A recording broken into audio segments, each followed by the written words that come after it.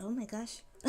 Hello everyone, Eureka Forsyth here, and for this stream I will be talking about all of the anticipated books I'm looking forward to in 2024.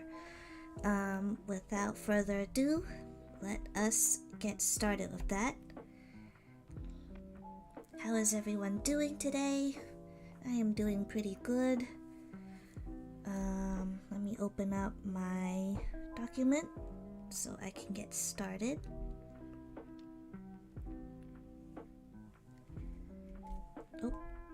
Also, let me get Goodreads up.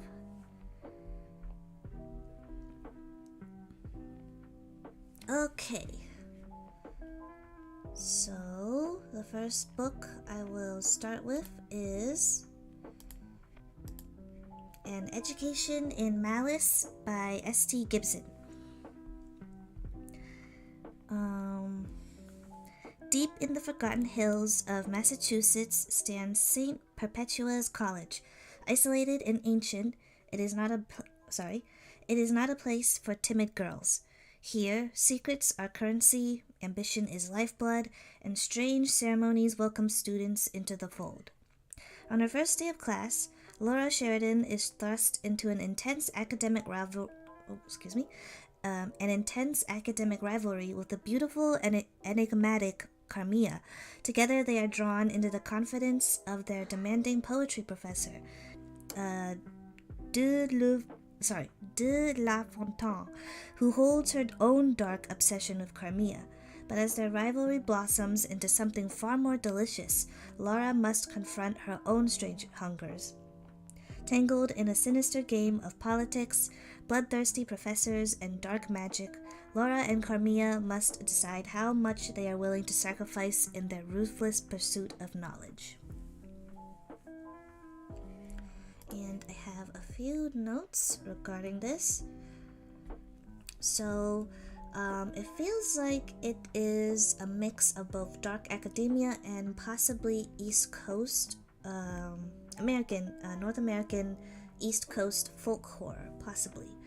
I'm wondering what the level of fantasy will be in this book. I hope at least it's medium range. If it's light fantasy, I will be a little bit more iffy about that, but we will see how it goes. I don't believe this is probably not high fantasy, since I think the dark academic part for the theme of the book seems to be the more prominent part. I know this is a companion novel of sorts to S.T. Gibson's A Dowry of Blood, so it's not a sequel, but it exists within the same world as A Dowry of Blood, which is interesting. I haven't read A Dowry of Blood yet, but I want to read that first before I begin reading this book. And I am pretty sure, yes, this book has already been released. It's a combination of a lot of my favorite things in books: vampires, multiple gothic elements, and dark academia. So I'm really excited to see what I'll think of it when I read it sometime in the future. So moving on for the cover. As for the cover, the thing that stands out to me the most when I look at it are definitely the flowers on the top left and bottom right on the page. So with also the bottom flower having flecks of what appears to be dried blood on its petals. I believe they're white camellias, I think. And the meaning of white camellias, I looked up, means love, affection, and adoration towards another. So I'm really curious on what the significance of these flowers, if they are specifically white camellias, what they will mean in the book. Most likely it will be in reference to, what are their names again? Laura and Carmilla, so possibly their very intense, it seems, relationship with each other and it will then blossom into love later on. The romantic in me is hoping. What else is on the cover? I'm peeking at it right now. So I think they're leaves? I can't really tell, but there are also like yellow leaf-like things around. Also, I just noticed that I think the flowers are also attached. No, actually, they're not attached. Never mind. I am not sure. I'm not sure if it's part of the flower or it's something else, but it's like weird vine-like things, and they like come to like a very sharp point. I wonder what those are. Then there's like an hourglass on the top right corner, so something to do with time, maybe like a time limit of sorts. And then at the bottom is an open book, which probably just simply means it's a dark academia book, so it has to do an education in malice, which is the title of the book. But yeah, a pretty simple cover, but it's pretty elegant and gives off the feeling of maybe possibly a lot of nature. Maybe the magic involved has to do with flowers and plants. Perhaps time, maybe? We will see. I will move on to the next one, which is... Okay, how do I literally looked up the translation. So it's, Dia, or... It's not Dia, it's a... Diavola by, oh my goodness, let me... Excuse me, this is a little scuffed. Let me bring up... By Jennifer Marie Thorne. Excuse me, let me take a sip of water first.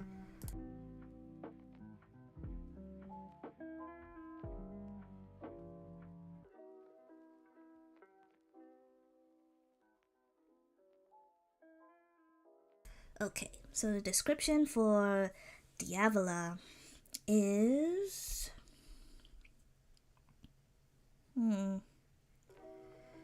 Okay.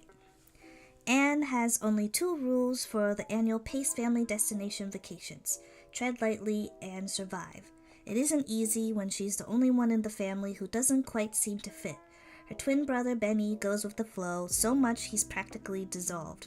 And her older sister Nicole is so used to everyone, including her blandly docile husband and 2 kids, falling in line that Anna often ends up in trouble for simply asking a question. Mom seizes every opportunity to question her life choices, and Dad, when not reminding everyone who has paid for this vacation, just wants some peace and quiet. The gorgeous remote villa in tiny Monteperso seems like a perfect place to endure so much family togetherness, including Benny's demanding new boyfriend. It's Christopher, not Chris. That is, until things start going off the rails. The strange noises at night, the unsettling warnings from the local villagers, and, the dark, violent past of the villa itself. Jennifer Thorne skewers all too familiar family dynamics in this sly, wickedly funny vacation gothic.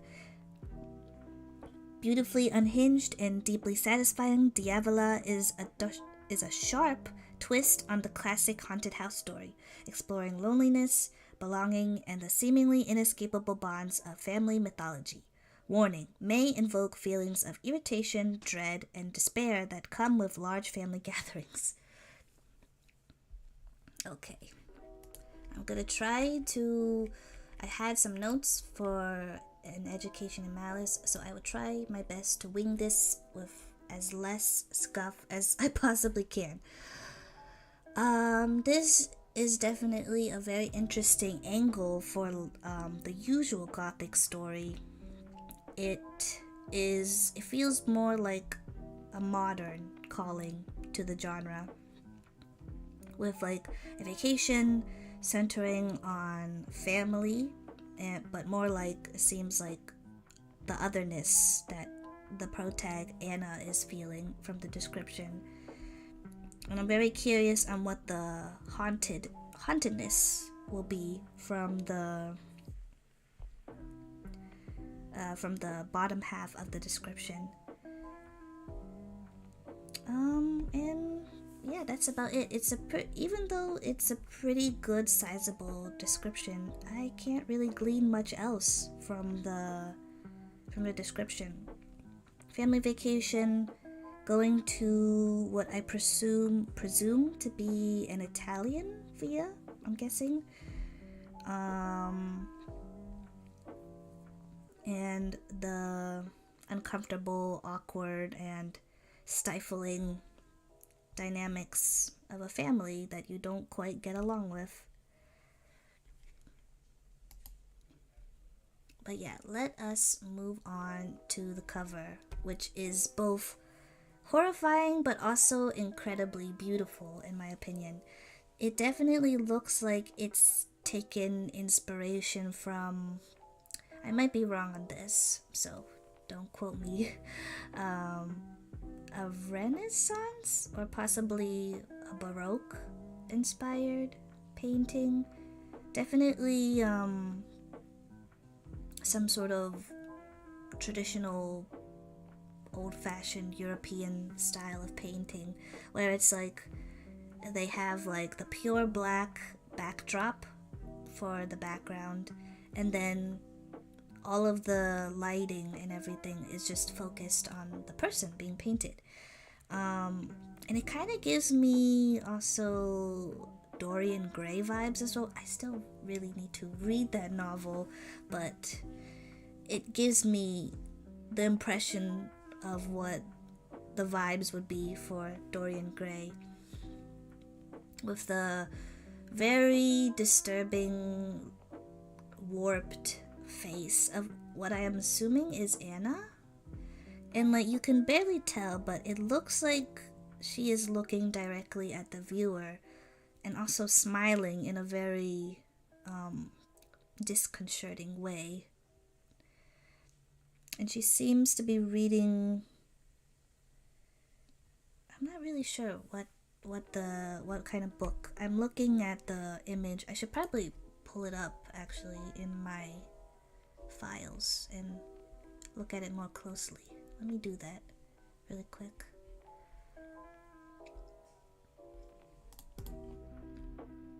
Okay, I can peek a little bit.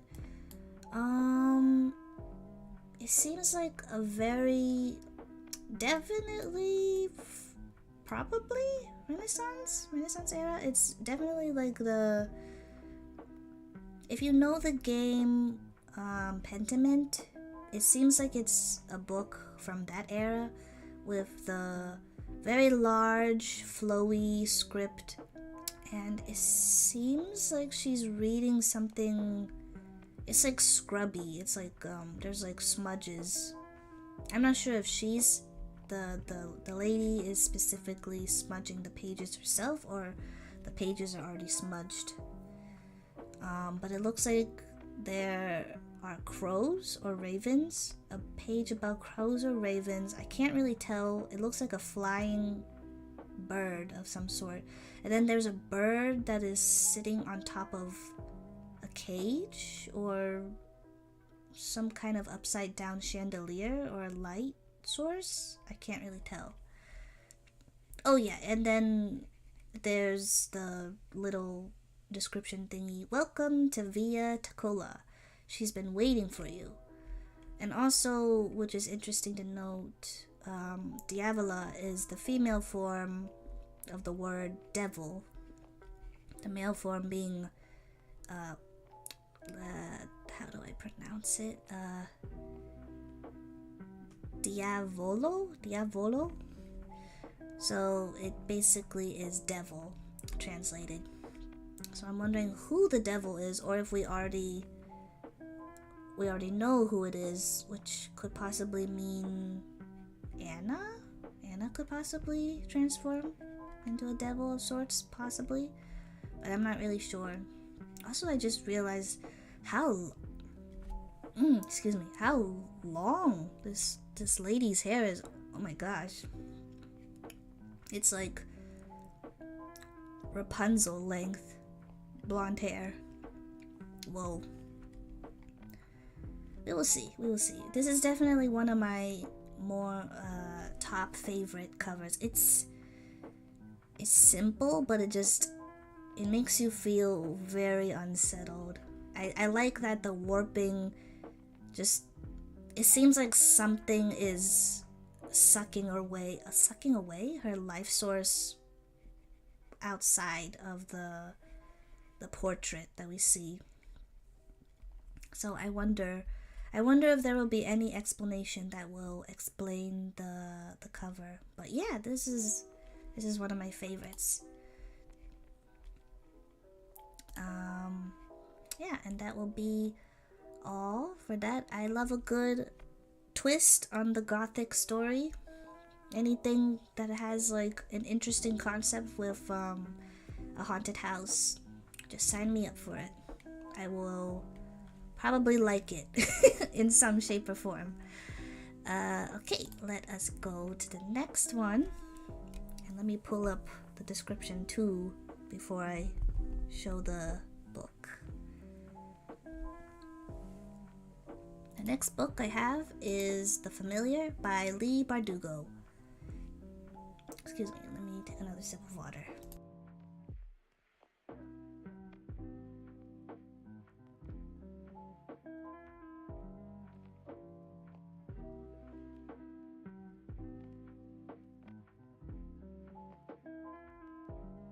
Oh my god, I completely forgot to read the publication dates. Okay, let me go back to Diavola really quick. Excuse me. Diavola will be published on March 26, 2024. Oh my goodness. And I think An Education in Malice published not too long ago, it was either February 14th or Valentine's Day or February 13th. Let me double check. Education in Malice.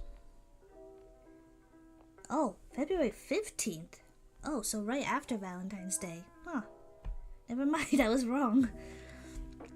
But yeah, those are the publication dates for those two books, and I will do my best to remember the Familiars one. Let me pull it up again. Okay.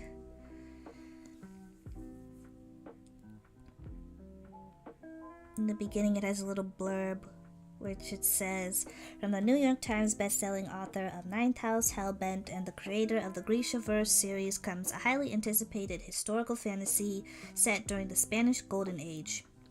In a shabby house on a shabby street in the new capital of Madrid, Lucia Cotado uses scraps of magic to get through her days of endless toil as a scullion. But when her scheming mistress discovers a lump of a servant cowering in the kitchen is actually hiding a talent for little miracles, she demands Lucia use those gifts to better the family's social position. What begins as simple amusement for the born nobility takes a perilous turn when Lucia garners the notice of Antonio Perez, the disgraced secretary to Spain's king. Still reeling from the defeat of his armada, the king is desperate for any advantage in the war against England's heretic queen, and Perez will stop at nothing to regain the king's favor. Determined to seize this one chance to better her fortunes, Lucia plunges into a world of seers and alchemists, holy men and hucksters, where the line between magic, science, and fraud is never certain. But as her notoriety grows, so does the danger that her Jewish blood will doom her to the Inquisition's wrath. She will have to use every bit of her wit and will to survive, even if that means enlisting the help of Guyon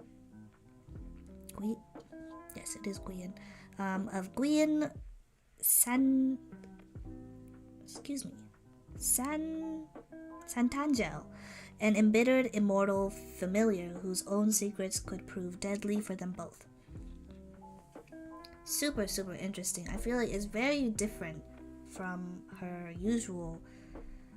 usual tone of her works. I think this could be, I think, her second dive into adult fiction. I think Ninth House was her first. Wait, did Ninth House? Let me check. I actually don't know. Ninth House. Oh, okay. Yeah, okay, the sequel to Ninth House. Okay, so the sequel. Okay, Hellbent is the sequel to Ninth House. Okay, this is like her third book into adult fiction. I remember reading somewhere that she said this was inspired from her own family history, which is really interesting.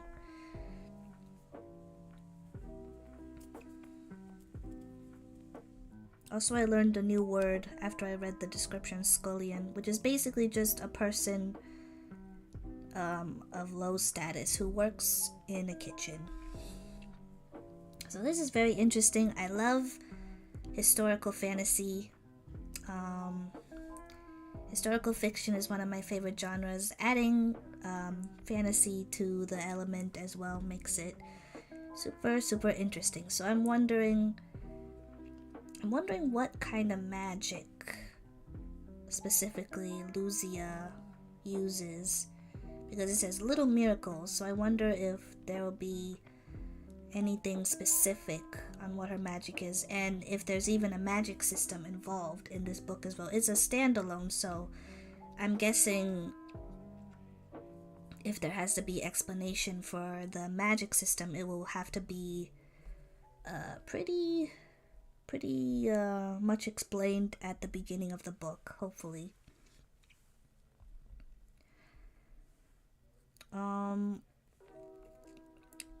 And I'm also wondering how the incorporation of the familiar will be, because it seems like usually when familiars are used in fiction, from what I know, they're usually like tied with witches.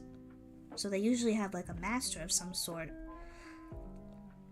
But this familiar is like, I actually don't know the mythology of familiars and how they work.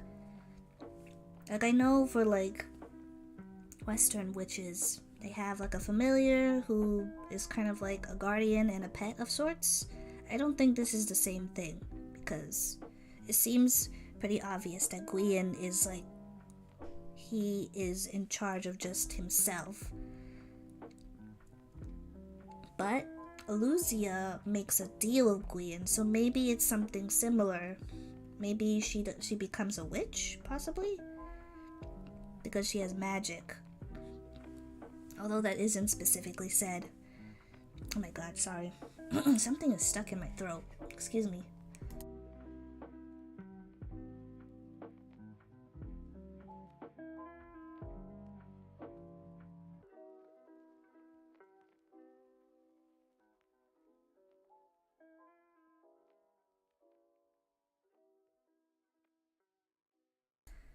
I can't tell if it's just me who thinks my voice sounds scratchy, but it doesn't sound completely right.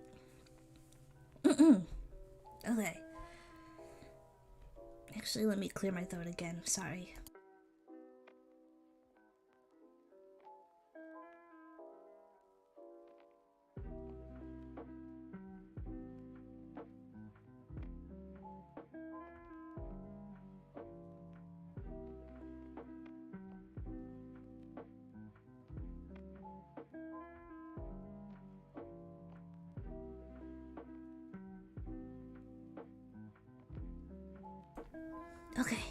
Okay, I think it sounds a little better, hopefully. But yeah, I don't think I have too much to say. I'm just very excited to learn more. I think I know next to nothing about the Spanish Golden Age. But it seems like the Inquisition exists during this time period, and I know only a tiny little bit about that. So I'm very interested how the historical part will be blended or altered to fit with like the fantasy part of the book. But yeah, I think that's all I really have to say for that. I'm just super excited for this.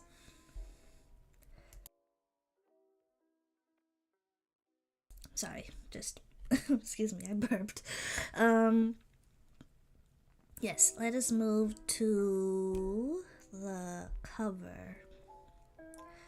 I really like this cover. It also seems like very much also inspired of like traditional Renaissance or Baroque style paintings with the, again I said, the black background, but this time instead of focusing on the face, it just focuses on this what I'm guessing is Lucia's hand, I'm assuming.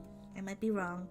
And definitely, weirdly enough, it's the little black scorpion that is like crawling out of her like fancy red laced sleeve that catches my eye the most. So I'm wondering, maybe her magic has something to do. No, scorpions aren't insects, are they? Oh gosh, scorpion.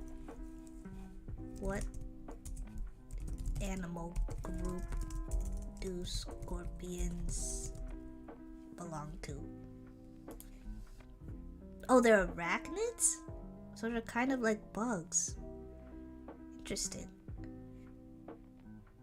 And have 8 legs like their cousins, spiders, mites, and ticks. Oh god. Ugh.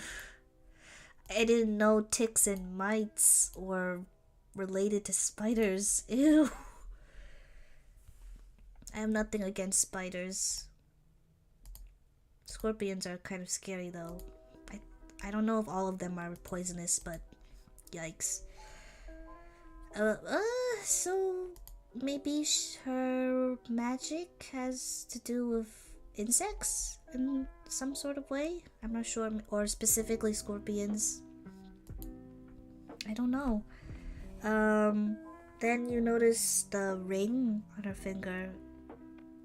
It's her ring finger as well, so will she possibly get engaged later on? In the book, perhaps?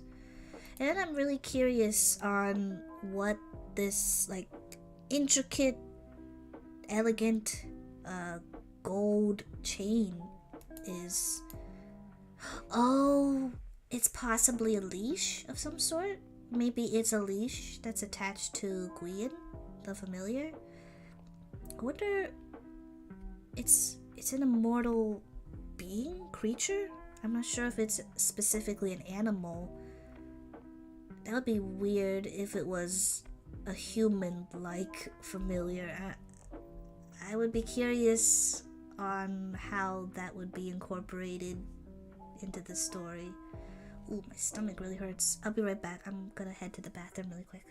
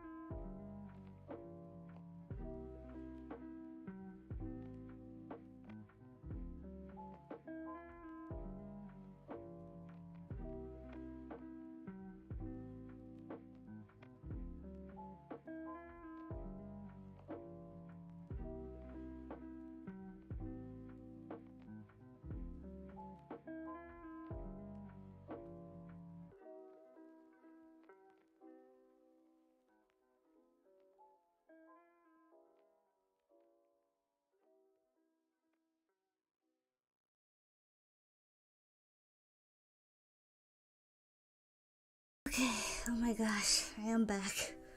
Sorry, just had a bit of a bathroom emergency, but it's all good. Oh my god, I knocked over my tea mug, but then everything was okay because I drank all the tea in it. Oh my god, the goddess of luck is smiling down upon me today. Oh my god. Oh, my heart is still racing from that. Oh my god. Okay. Before I continue analyzing this beautiful cover, I was just scrolling through my For You page on my Twitter. Why?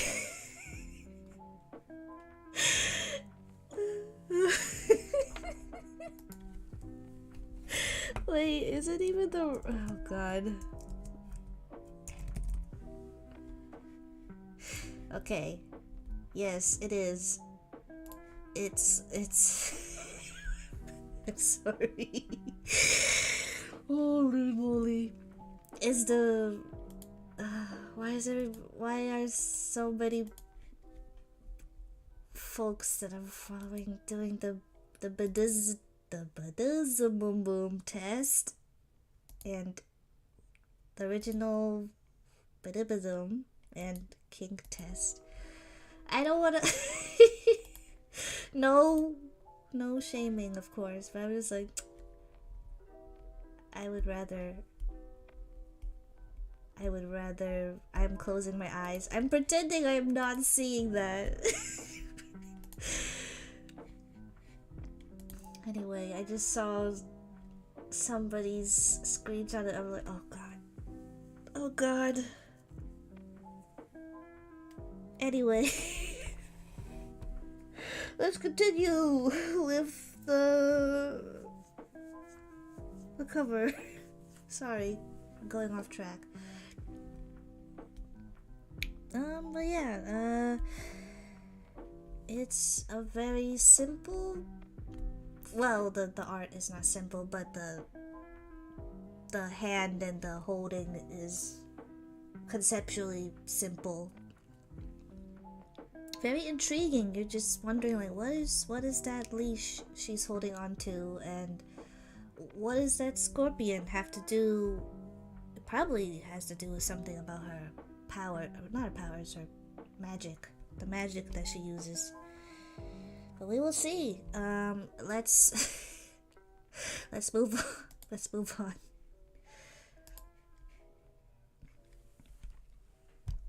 Let me pull up the next book.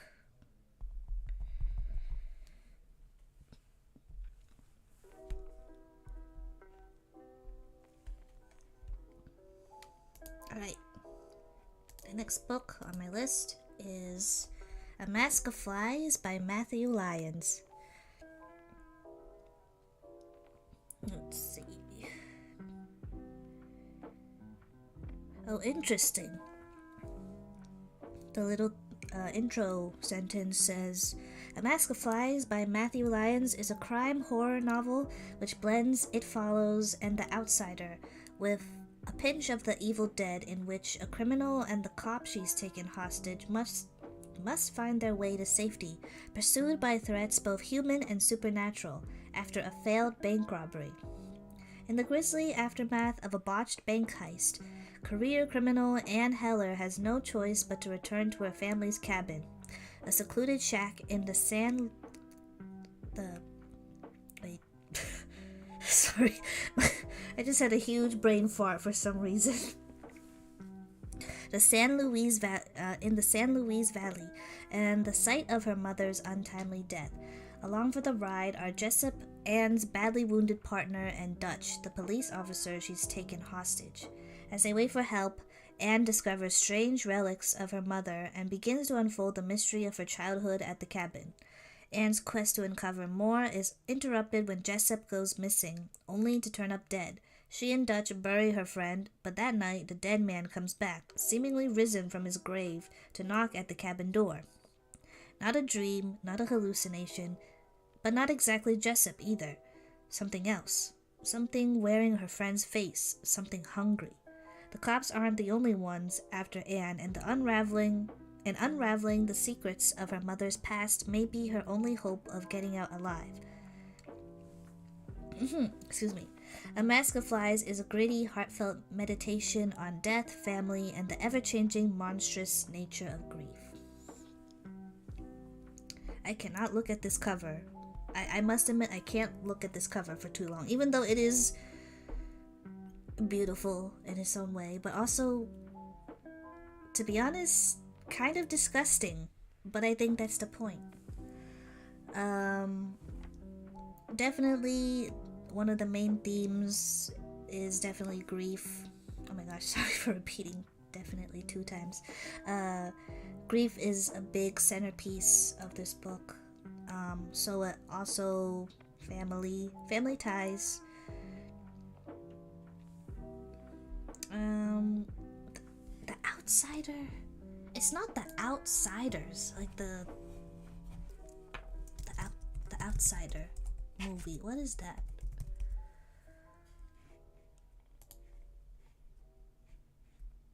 Okay, it's not what I was thinking about. I was thinking about The Outsiders.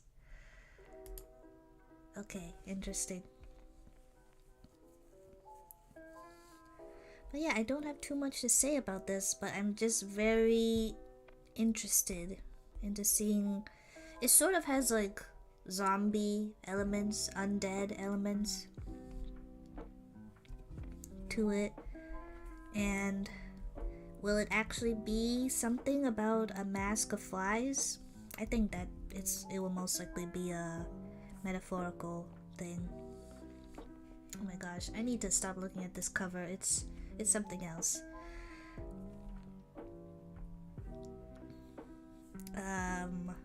But yeah, well actually I have to look at it because I don't have much more to say about my thoughts. I'm just really excited.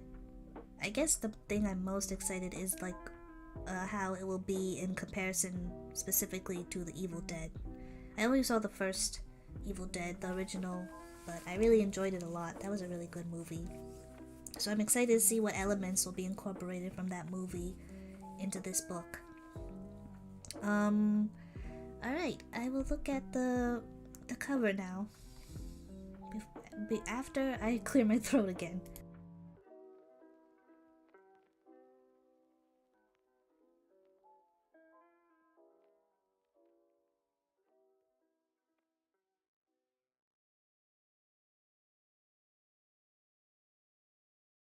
Okay. So the top has text that says the past has teeth. And then the text goes over a woman's face.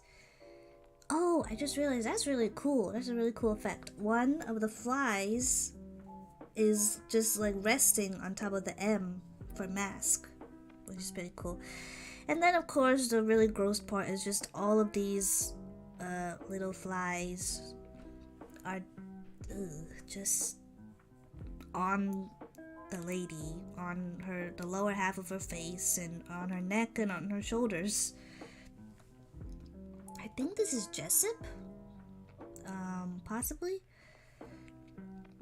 Oh, and then there's like a weird, it looks like for some reason I'm just seeing like mountains, like the snow crusted surface of mountains, but it's like a mask. It's like tape of some sort, and it's covering her eyes. Yeah, pretty gross.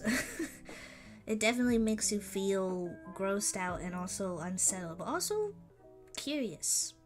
What exactly will be the mask of flies from the title? But yeah, let me not forget the publication date. A Mask of Flies will be published on August 6th, 2024.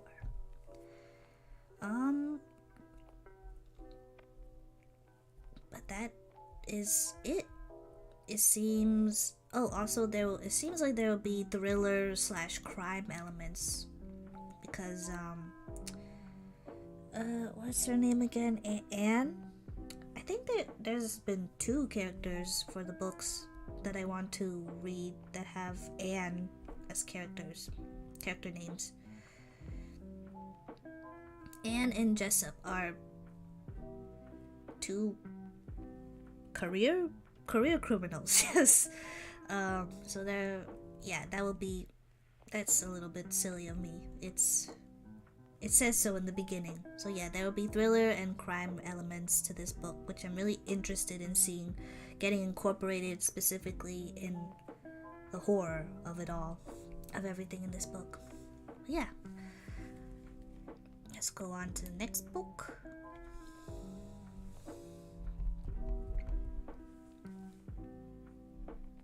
Whoops.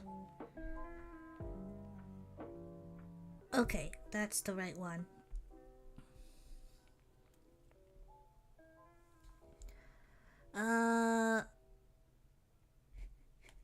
Wait, no.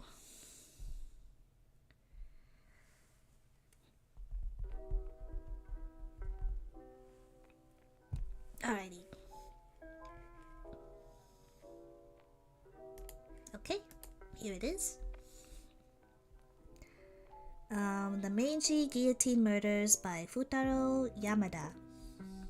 Translated by Brian Karatnik. Oh, super short, very short description. A classic Japanese mystery. A pair of sleuths investigate a series of bloody murders in 19th century Tokyo. Tokyo, Japan, 1869. A time of reform and rebellion. Detectives Kazuki and Kawaji are assigned to investigate a series of seemingly impossible murders. Together with the help of a mysterious shrine maiden, can they solve each gruesome death and piece together the dark connection between them? Taking us deep into the heart of 19th century Tokyo, the Meiji Guillotine Murders is a fiendish murder mystery from one of Japan's greatest crime writers. Well, there is not too much to say from such a short description, but I'm very curious on what the involvement of a shrine maiden will be to solving these murders in this book. And I also... well, how would they get a hold of a guillotine is also my question as well. But yeah, that'll be it. So we will be following 2 detectives and the shrine maiden assistant of some sort. She doesn't have a name, unfortunately. Yeah, we'll follow these. Seems like a pretty straightforward story, to be honest, but it just really, the title just really drew me in. I was just like, what will the guillotine have to do with these specific murders occurring in this book? But yeah, we will move on to the cover analysis. It's a very simple cover, but it's still very eye-catching in its own way. The red on the borders pops out at you, and also the blood splatters on the fan also catch your eye as well. I also like that 1, 2, 3, 4. The fourth, on like the fourth slat on the fan, the blood drips onto the text as well, on the M, and the T, and the D, for all of the words within the Mage guillotine murders. So that is a really cool, simple but very nice touch to the design, the overall design. Yeah, it definitely does its job. And that is pretty much it for what I think of this book. Let us move on. The next book on my list is My Darling Dreadful Thing by Johanna van Veen, or Van Veen. I'm not sure which one specifically, but we will see. Let me pull it up.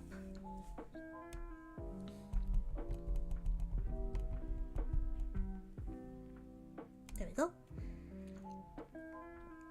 Also, I just really love the title as well. It reminds me of something that like a very snooty noble woman would probably say, like, my darling dreadful thing. Probably more emphasis on the darling, most likely. My darling dreadful thing. Like, it's gonna be funny to listen to that when I watch the VOD later. But yeah, let me read the description. In a world where the dead can wake and walk among us, what is truly real? Ruth Beckman has a spirit companion only she can see.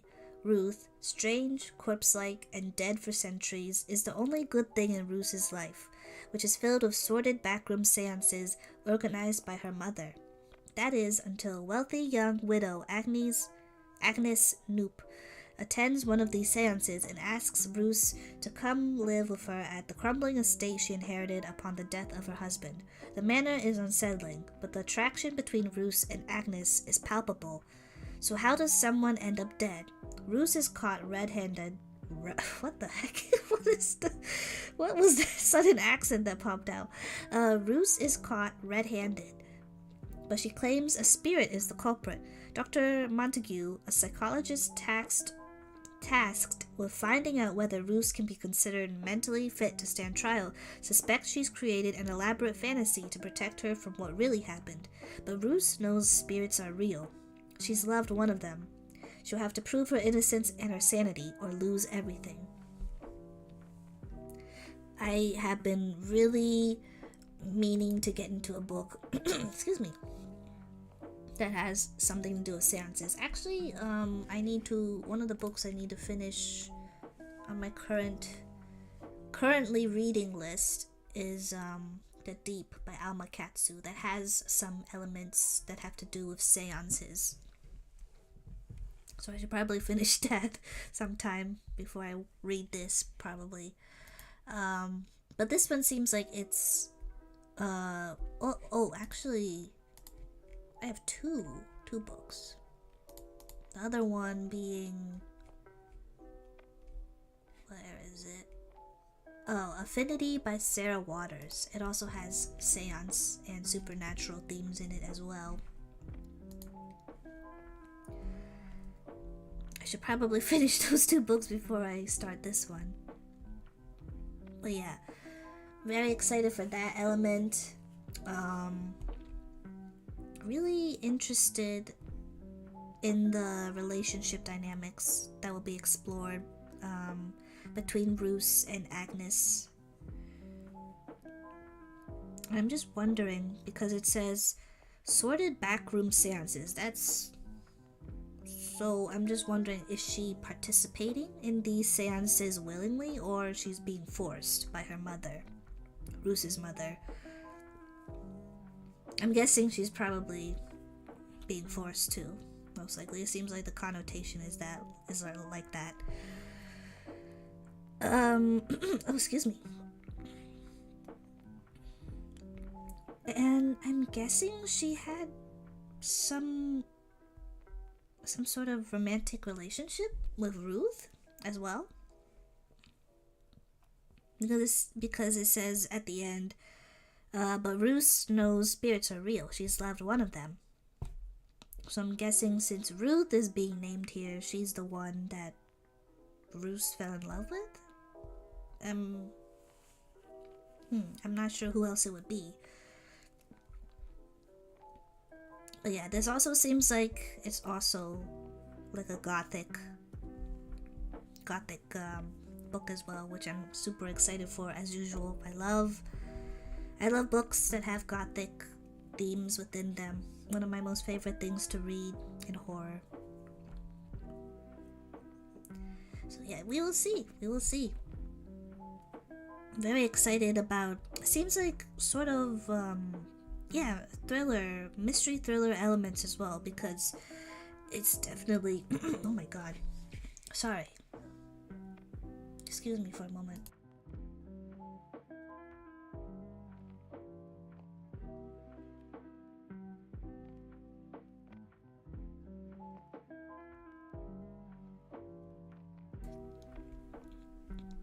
But yes, where was I? Yeah, there's not much more to say. I think it seems seances, spirits, and also Ruth, pertaining to the thriller part. She's like on a ticking oh my god, ticking clock.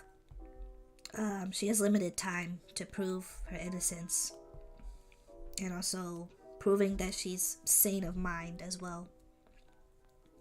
So I'm wondering exactly what time period this is set in. I'm guessing most likely very broad, but 18th or 19th century.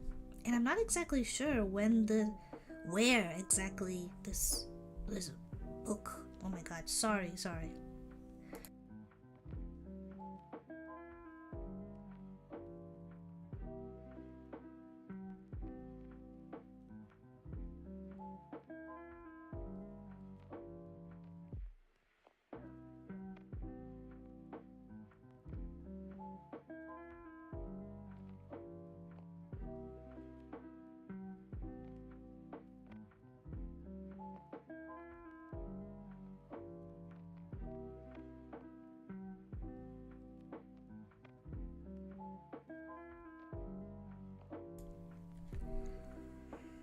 Oh yeah, sorry again, I am back.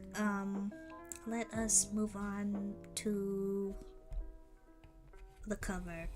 I must say, to be honest, I am not a fan of this cover.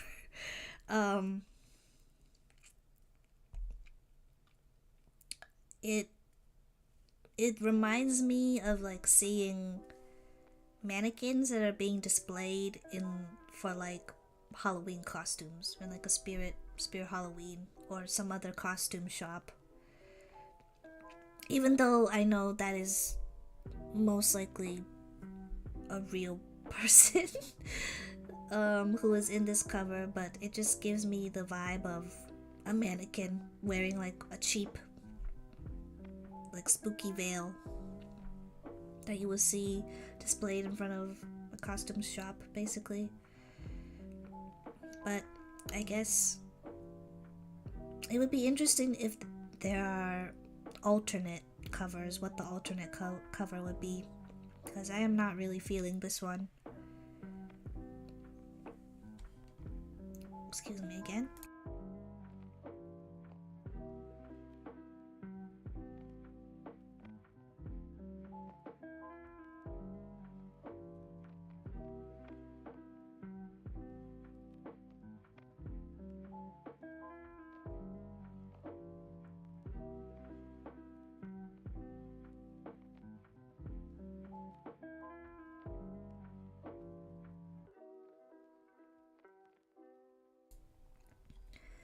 I don't know what is happening today with my throat.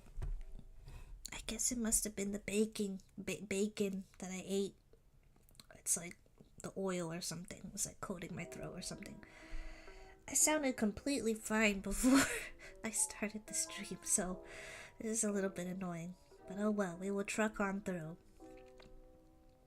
But yeah, seems like to be a young woman wearing a flowered veil. The flowers appear to be black roses, I think. So that's interesting. She seems to be wearing some sort of sequin gown of some sort. She has a sleeve. There's a sleeve going on the shoulder that you can see. And the veil is also tinged in like a pale red color. Probably blood, I'm assuming. And then there's a little spider that's hanging off of the end of the L in Dreadful, which is kind of cute, I suppose. Yeah, not much more to say about the cover, other than I don't really like it that much. But yeah, I will take this opportunity, since I don't like to talk too much about the negatives of things, to the next book.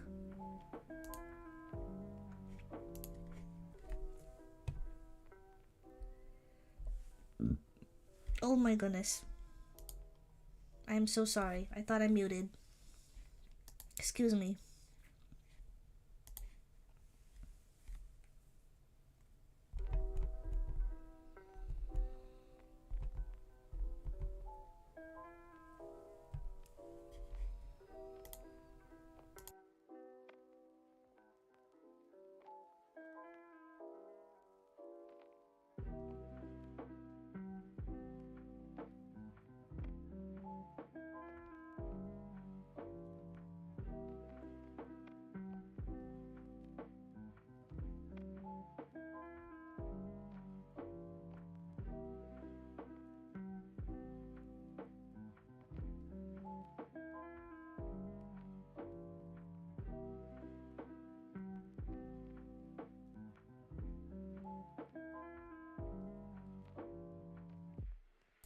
Okay, on to the next book.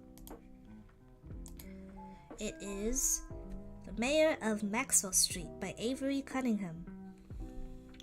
When a rich black debutante enlists the help of a low-level speakeasy manager to identify the head of an underground crime syndicate, the two are thrust into the dangerous world of Prohibition-era Chicago. The year is 1921 and America is burning.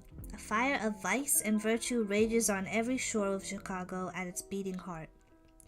20-year-old Nellie Sawyer is the daughter of the alleged wealthiest oh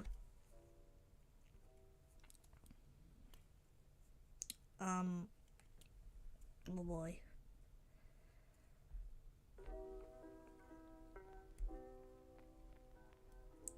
Wealthiest, I will not say that word, I'm sorry, in America, a Kentucky horse breeder whose wealth and prestige catapults his family to the heights of the exclusive, elite black society. After the unexpected death of her brother, the family's presumed heir, Nellie goes from being virtually unknown to a premier debutante overnight. But Nellie has aspirations beyond society influence and marriage. For the past year, she has worked undercover as an investigative journalist for the Chicago Defender, sharing the achievements and tribulations of everyday black people living in the shadow of Jim Crow. Now her latest assignment thrusts her into the den of a dangerous vice, the so-called Mayor of Maxwell Street. Charming and mysterious, Jay Shorey strives to balance his connection to the Chicago underworld with his desperate yearning for the refinement and protection of high society.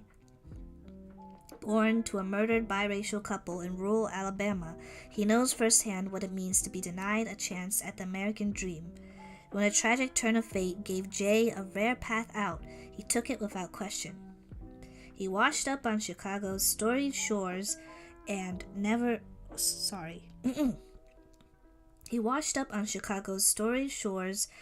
looked back until now. When Nellie's and Jay's paths cross, she recruits him to help expose the mayor and bring about a lasting change in a corrupted city. trapped between the monolith of Jim Crow, the inflexible world of the black upper class, and the violence of Prohibition-era Chicago. Jay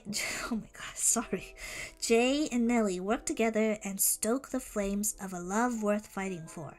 And yet, as with all things in America, there is a price to be paid. What risk is Nellie willing to take for a young man willing to risk it all? Debut author Avery Cunningham's stunning novel is at once an epic love story, a riveting historical drama, and a brilliant exploration of Black society and perseverance when the 20s first began to roar. Ugh, that is probably one of the longest descriptions so far for all of the books that I've listed. But yeah, this is definitely a very history-rich book. I'm super excited. I don't know why I only like skimmed the description when I first saw this, but I was super intrigued by what I read really quickly. And also this cover is gorgeous. Also one of my favorite covers as well. Definitely a lot. We will be learning a lot about the exclusive elite Black society, which is listed in the description. Very interesting. And also I want to know more about Nellie's character.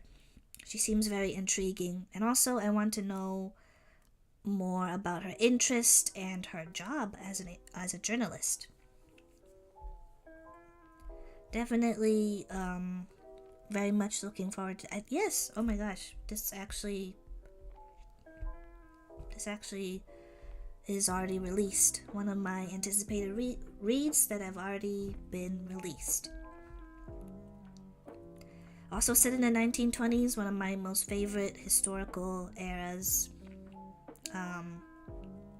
Specifically, one of my favorite American historical eras. Lots of very interesting things happening within this era. It's not called the Roaring 20s without... oh my gosh, I messed that up. It's not called the Roaring 20s for nothing. Yeah. But yeah, also definitely very excited to dive into more historical fiction this year. This year I want to make more of an effort to read more historical fiction and also more sci-fi. Excuse me again.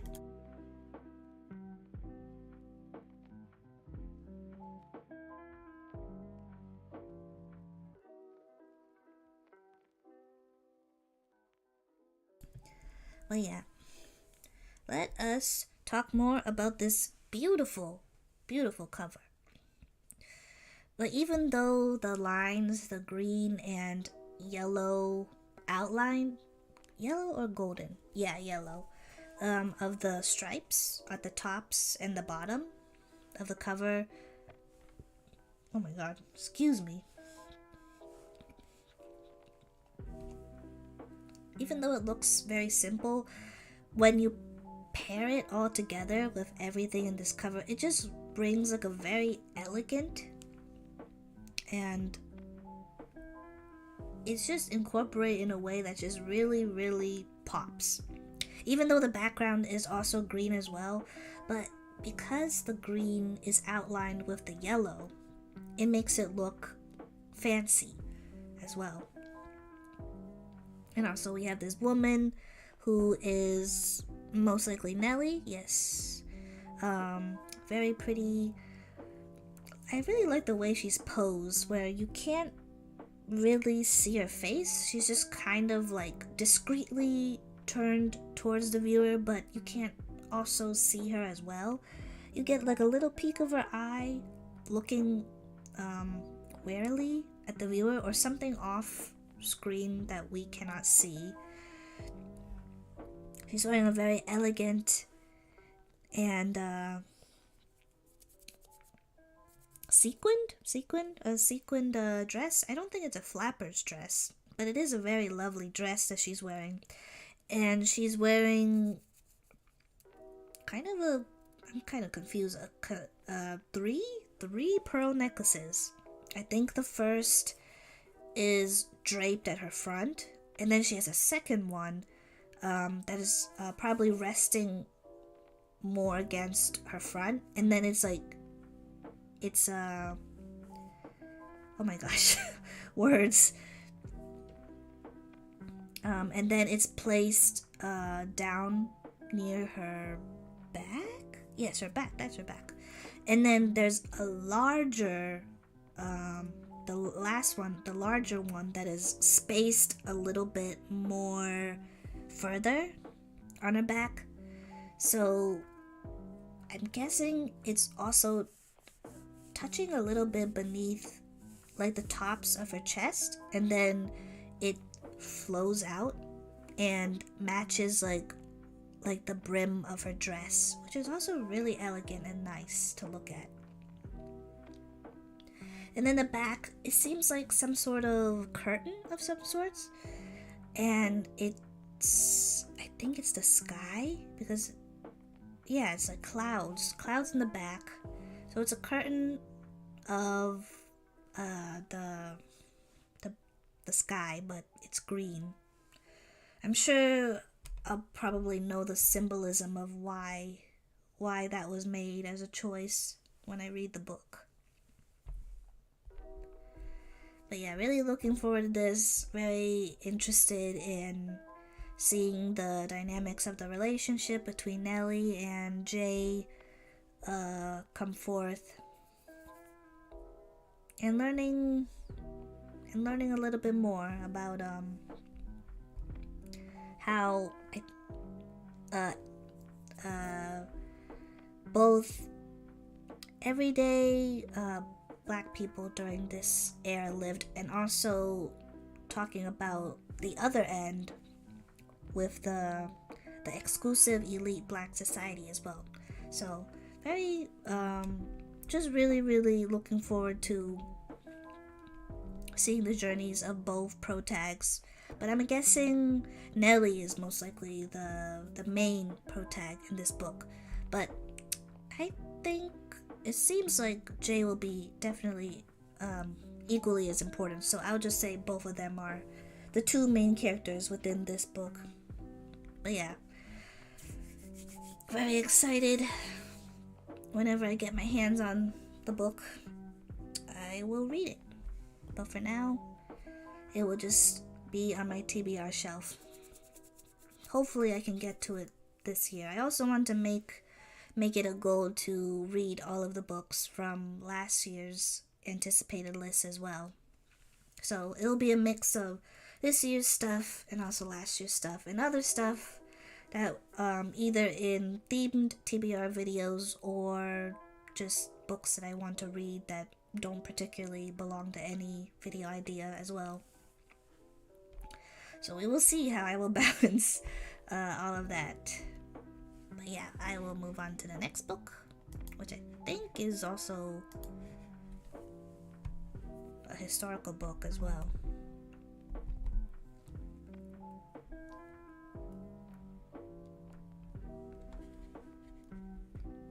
Yep.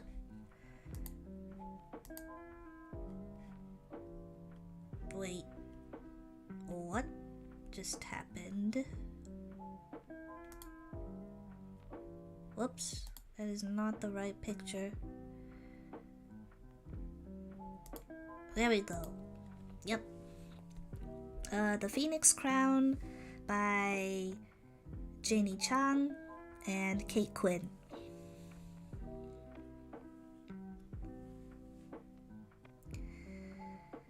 Let's see, from best-selling authors Janie Chang and Kate Quinn, a thrilling and unforgettable narrative about the intertwined lives of two wronged women, spanning from the chaos of the San Francisco earthquake to the glittering palaces of Versailles. San Francisco, 1906. In a city bustling with newly minted millionaires and scheming upstarts, two very different women hope to change their fortunes. Gemma, a golden-haired, silver-voiced soprano whose career desperately needs rekindling, and Su Ling, a petite and resolute Chinatown embroideress who is determined to escape an arranged marriage. Their paths cross when they are drawn into the orbit of Henry Thornton?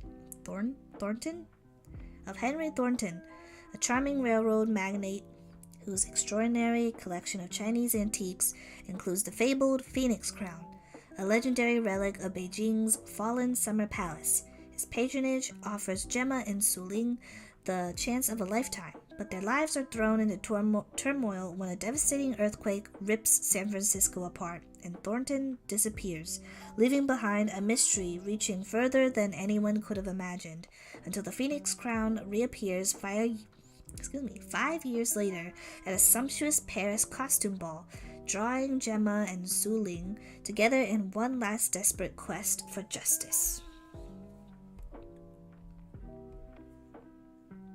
Oh my god, I forgot to read out the Mayor and Maxwell Street's publication date. It is already published from January 30th, 2024.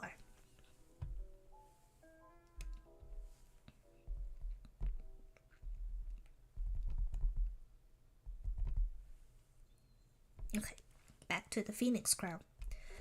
This is also historical fiction, mystery. Oh, it has mystery thriller listed below on it as well. It's very interesting.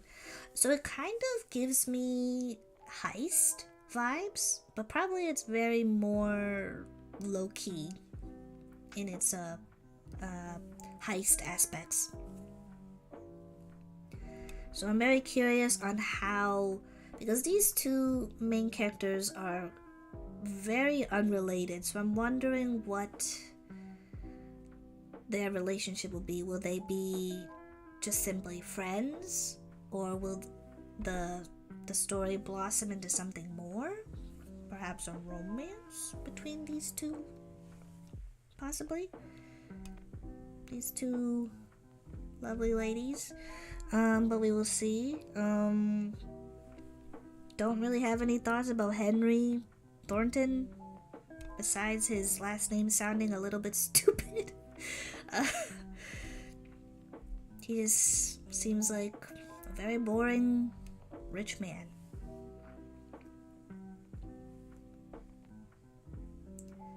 But yeah, we will see how it will bring these two ladies to Paris, of all places, where the Phoenix Crown will reappear. I'm not really sure why. Do they both want the Phoenix Crown for themselves?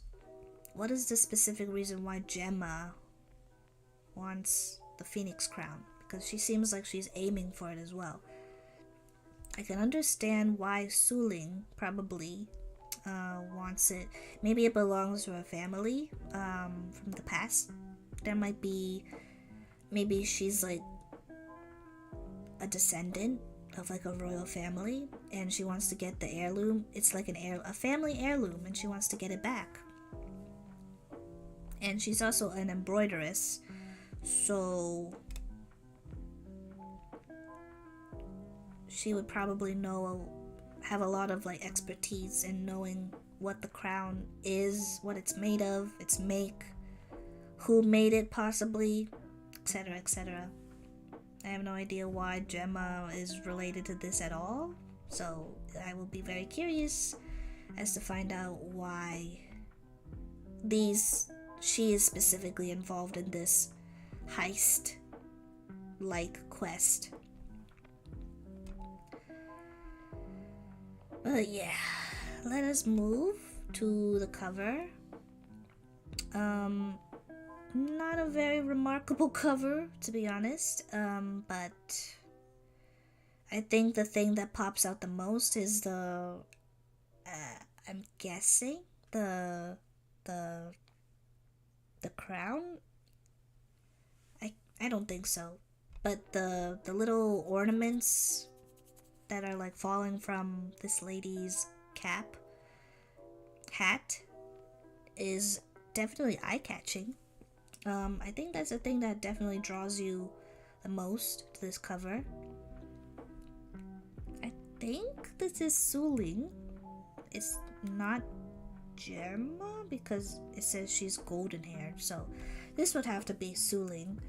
She's wearing a blue and black striped dress, that looks quite lovely. And her eyes are closed and lined with like a dark shade of eyeshadow. That's basically it. It's always that little teasing angle where you're not exactly sure if the character is looking... Well, in this case, the character is not looking at you. Her eyes are closed. But if the character is looking at you, you're wondering if the character is looking directly at the viewer, the reader, or at something off the cover, off screen. Yeah, not much more to say about this cover, but I am looking forward to this book. And I guess I'm not exactly sure the time period, so it's like somewhere at the start from 1906, and then I'm not exactly sure what the time period will be. So 5 years later, so it would be math. Let me see. 1906 plus 5. Okay, 1911. So not even close to being in the 1920s yet. Interesting. So we'll know about that specific era. I don't remember what exactly happens during that time, and specifically within San Francisco or France. So I'm happy to brush up and refresh my mind for that, whatever the historical significance may be. Yeah, that will be all for this book. Let us move on to the next.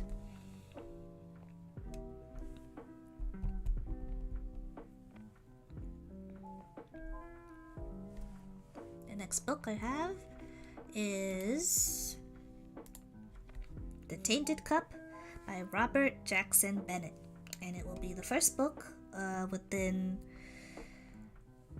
a trilogy, I'm assuming, because there are 3 books, the sequel and the triquel.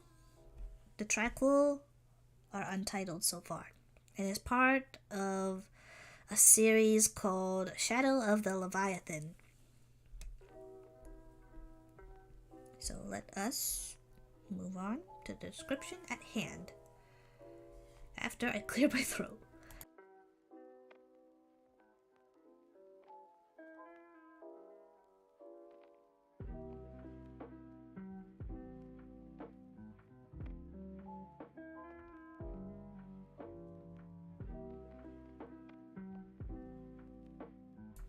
Okay.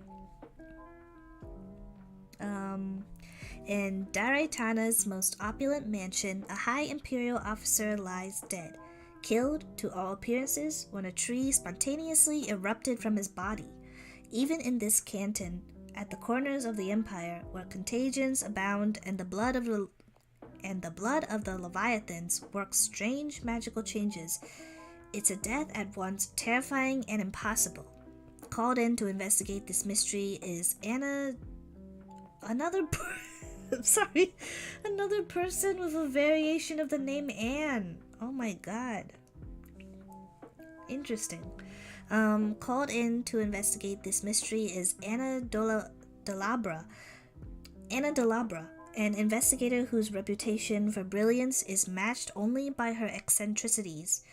At her side is her new assistant, Denios Cole. Denios Cole. Din is an engraver, magically altered to possess a perfect memory. His job is to observe and report, and act as his superior's eyes and ears. Quite literally, in this case, as among Anna's quirks are her insistence on... what? Are her insistence on wearing a blindfold at all times, and her refusal to step outside the walls of her home. Oh. Din is most perplexed by Anna's ravenous appetite for information, and her mind's frenzied leaps, not to mention her cheerful disregard for propriety, and the apparent joy she takes in scandalizing her young counterpart, Yet, as the case unfolds and Anna makes one startling deduction after the next, he finds it hard to deny that she is, indeed, the Empire's greatest detective. As the two close in on a mastermind and uncover a scheme that threatens the safety of the Empire itself, Din realizes he's barely begun to assemble the puzzle that is Anna de Labra, and wonders how long he'll be able to keep his own secrets safe from her piercing intellect. Featuring an unforgettable Holmes and Watson style pairing, a gloriously labyrinthine plot, and a haunting and wholly original fantasy world, The Tainted Cup brilliantly reinvents the classic mystery tale. That is a very bold statement to make at the end of it all. It's so funny, Holmes and Watson style pairing. Yeah. I would like to give her more credit because Sherlock Holmes is kind of whatever. But yeah, this is funny because another character, I did not do this on purpose, but another character with the name Anne, variation of the name Anna. You could tell I did not read the description of this fully. Oh my gosh. It sounds like it's gonna be kind of funny. It's gonna be at least to me this seems like it'll be sort of a funny book. Maybe it'll match my humor. But yeah, this is a fantasy, I think, too. Yes, it's first labeled as a fantasy. Definitely a very interesting take on a fantasy based mystery. Also, I really want to know the reason why Anna uses... I thought at first they were going to say, oh yeah, she's blind, that's why she needs the Neos to be her eyes. I was like, okay, but then it's just like, no, she seems she can perfectly see. She just chooses to wear a blindfold for whatever reason. That is why she needs her partner to look at everything for her. Probably he also has to describe the scene for her as well. What an interesting pairing. Detective pairing. I don't know why I find it so funny. I wasn't expecting to be thrown off guard by this. But yeah. So the mystery probably also revolves around nature as well, because the first victim that they are investigating is the death of an officer, and the tree just spontaneously combusting from his body. So that would be very interesting. I wonder what sort of magic. I'm guessing it will lean more towards nature-based magic. And I'm wondering, do Anna and Danios use magic while they're investigating? Are they magic users, or are they... Actually, I'm not even sure if they're human. Or are they like regular humanoid beings? So I will find all of that once I read this book, which I think is already released. Yes, it got released this month, actually. February 6th, 2024.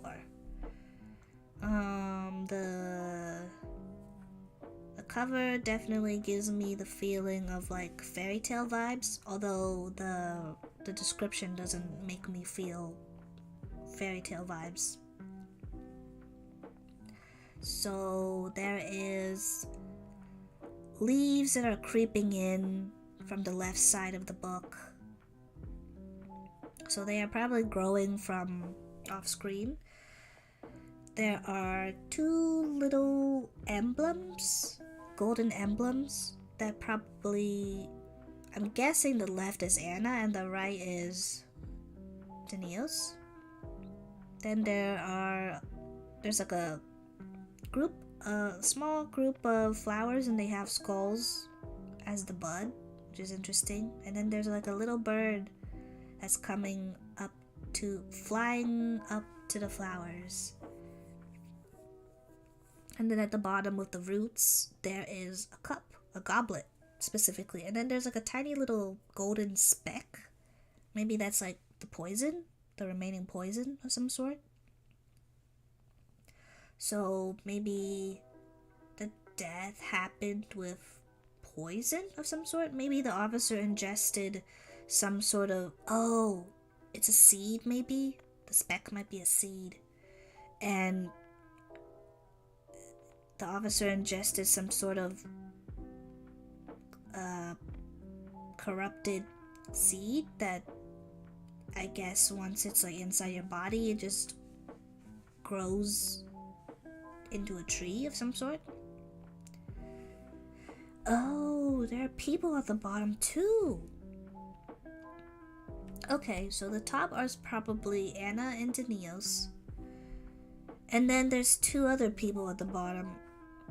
It seems to be a person wearing a very long flowing gown.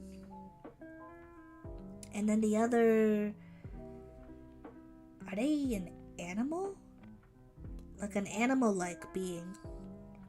They have like, the the person has like ears, like pointed ears. So maybe a dog or a cat-like humanoid. They have their hands tucked into their long jacket. So maybe another detective as well. Interesting. I did not notice that before. I'm sure I'll know what the symbolism of all of this means. Well, it definitely does show that there's going to be a lot of nature-based magic that will probably be used in this book. So I'm looking forward to finding out how the magic system works. It's also a series, so I'm sure I'll get to know the world and its magic system if I do consider finishing it. We will see. We'll see how I think of the first book first. Whoops. Because I usually will just drop a series. If I don't like the first book, I don't feel like there's a need to continue the series. So we will see. But yeah, that will be all for this.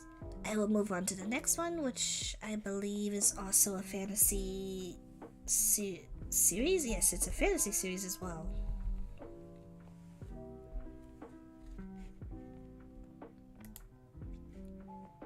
The next book I have is Bloodguard by C.C. Robson.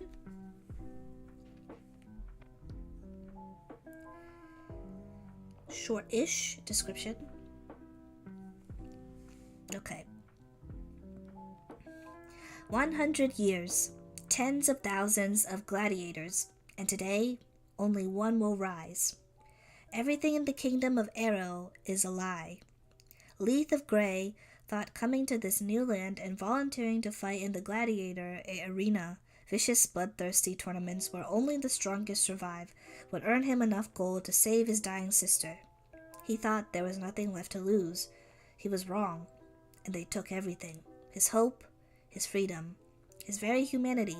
All Leith has left is his battle-scarred body, fueled by rage and hardened from years of fighting for the right to live another day. Then Leith meets Maeve, an elven royal who is everything he despises, everything he should hate. I'm sorry. I'm sorry. This is reading sort of cheesily like a... I mean, it is enemies to lovers, and I love that sort of thing. Sorry. Until the alluring princess offers him the one thing he needs most, a chance to win the coveted title of Bloodguard and his freedom. But in a kingdom... I'm sorry. But in a kingdom built on secrets and lies, hope doesn't come cheap. nor will his ultimate revenge. Ooh. Is this a... Okay, it's not labeled as romantasy, but romance is in this. And this is part of the Old Earth series. But there have not been any listings for the sequels. I was most intrigued by this because of the very apparent enemies to lovers trope that will most likely be present in this series. We actually do not know much about Maeve. All we know is that she's an elf, an elven royal, pretty much.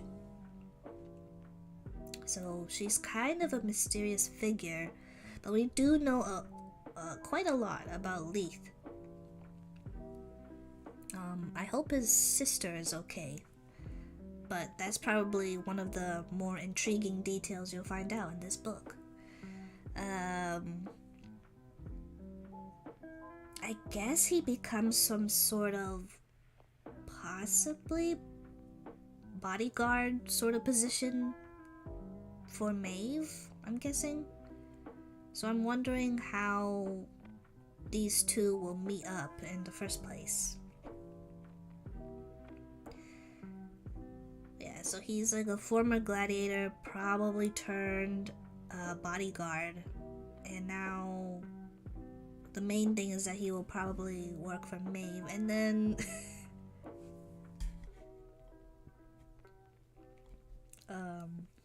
excuse me, sorry. He will probably exact revenge on Maeve and her family, I'm assuming. She's not specifically a wait. Oh my goodness. No, she is a princess. Yes. She is a princess. He probably wants to exact his revenge on her and her family. But the problem is that he's going to fall in love with Maeve. So that'll be interesting to read about. But yes. Excuse me for the laughing.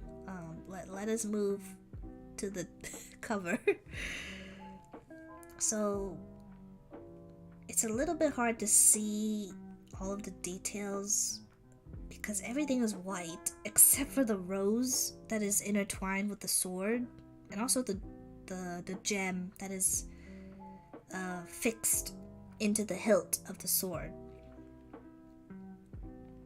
Or maybe that's done on purpose. So all of it is like a marble white. The sword minus the gem, and then there are leaves. Well, there are also other roses too, but they're all white as well. So there's only the one central rose that is red. So I'm wondering what that will mean. That probably symbolizes Leith, and maybe the other three symbolize the other guard candidates, possibly. Oh god, is this like I'm wondering, is this gonna be like a love?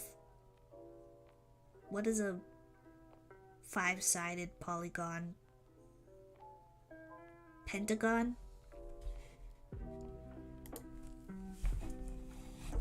Let me see. Pentagon. How many sides?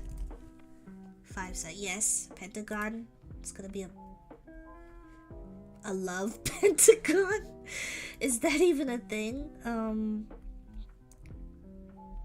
So roses will be significant in this story, I'm guessing. Yeah, it's pretty vague with its description, actually. We barely know any details about Maeve. We know, so I'm guessing Leith will be more of a protag in this book. Maybe the next book, the sequel, will have a focus on Maeve, most likely, or maybe later on it will turn into something where they're both the main protags as well. But yeah, the crown probably belongs to Maeve, I'm guessing. And the jewel, the gem, probably symbolism with how important Leith will be in the to Maeve specifically. If Maeve is an elf, there's elves in this world. Is Leith a human? It doesn't say anything about what he is, so I'm guessing he's a human. He's just a regular human man. I think. Well, I will find out whenever I read this book. And this book, oh well, the top is just text, which is truth is an illusion, which we find out, of course, in the description. This will come out on June 25th, 2024. Yeah, there's not much more to say about the cover. It's pretty simplistic, very nice to look at, but maybe the sword and the crown could have maybe had a little bit more color put into it, possibly. But I don't know, maybe the marble whiteness is significant for some sort of reason or reasons. But I will move on to the next one.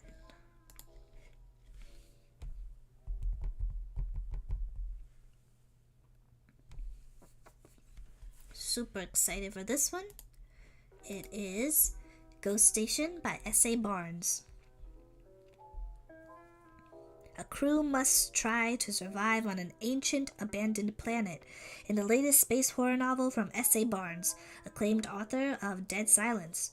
Space exploration can be lonely and isolating. Psychologist Dr. Ophelia Bray has dedicated her life to the study and prevention of ERS, a space-based condition most famous for a case that resulted in the brutal murders of 29 people. When she's assigned to a small exploration crew, she's eager to make a difference. But as they begin to establish residency on an abandoned planet, it becomes clear that crew is hiding something.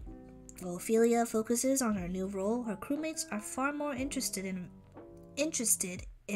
oh my god, in 2 times? Her crewmates are far more interested in investigating the eerie ancient planet and unraveling the mystery behind the previous colonizers' hasty departure than opening up to her. That is, until their pilot is discovered gruesomely murdered. Is this Ophelia's worst nightmare starting? A wave of violence and mental deterioration from ERS? Or is it something more sinister? Terrified that history will repeat itself, Ophelia and the crew must work together to figure out what's happening. But truth is hard to come by, and the crew isn't the only one keeping secrets. Ooh, Ophelia. Ophelia has her own secrets. Ooh. This definitely gives off somewhat Alien vibes, the first movie. But also there is the factor of, what is it? The disease called ERS. We don't even know what that stands for. It's just called ERS. Probably something syndrome, I'm guessing the last word to be S. It's very interesting. Also, I feel like it's super interesting that we are following specifically a psychologist. Because I feel like usually in these kinds of stories, we mostly just follow like the hands-on crew and technicians or engineers, people who do things with their hands, scientists, but she's not even a scientist, she's a psychologist. So that is a really unique. I want to know the significance of why the author chose psychologist for the protag's occupation. Also, I like her name as well, Ophelia. I wonder if that's going to be like a reference towards Ophelia from oh my gosh, what is that Shakespeare play? Macbeth? Yeah. From Macbeth, I think. So I wonder if there's going to be like a reference to the Ophelia from Macbeth. And she's also keeping secrets of her own. It makes sense that the crew will be keeping secrets, but I feel like it's even more juicier to know that she's also keeping her own skeletons in the closet as well. But yeah, Ghost Station. I wonder if this will be like supernatural sci-fi, perhaps. It's definitely horror, definitely sci-fi. Oh, some mystery and thriller elements as well, in space. I feel like aliens would have to be involved. I can't see why aliens wouldn't be involved in this kind of story. Oh, what? That's wild. I just realized in the cover it got a front blurb from Amakatsu, who also wrote The Deep, which I'm also still needing to finish and read. The ultimate haunted house story in space. That sounds like it would be hard to do. At least for me, in my opinion, I feel like anything, specifically space horror, is a little bit hard to pull off because there's a futuristic element, and while we do know a lot about space, it's still it doesn't like it's not really connected with us because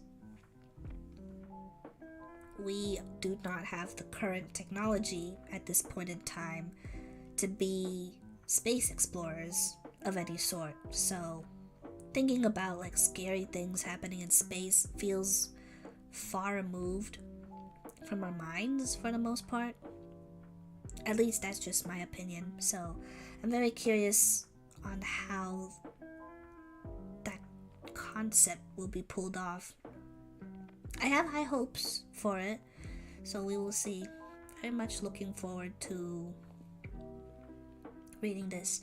I also want to read Dead Silence first before I get to this book, so I can have a taste on like what the author has done in her first. I think that's her debut. Dead Silence. Yes, Dead Silence was her debut. It was also like a sci-fi horror as well, but a little different. I don't remember. I don't want to look at the description right now. But let us move on into looking at this awesome cover. It looks like a cover that you would see for like a space horror game. It definitely gives me Dead Space vibes. And I have a little bit. I know I've watched gameplay, let's plays of it in the past, so I kind of have an inkling remembering what that game is about.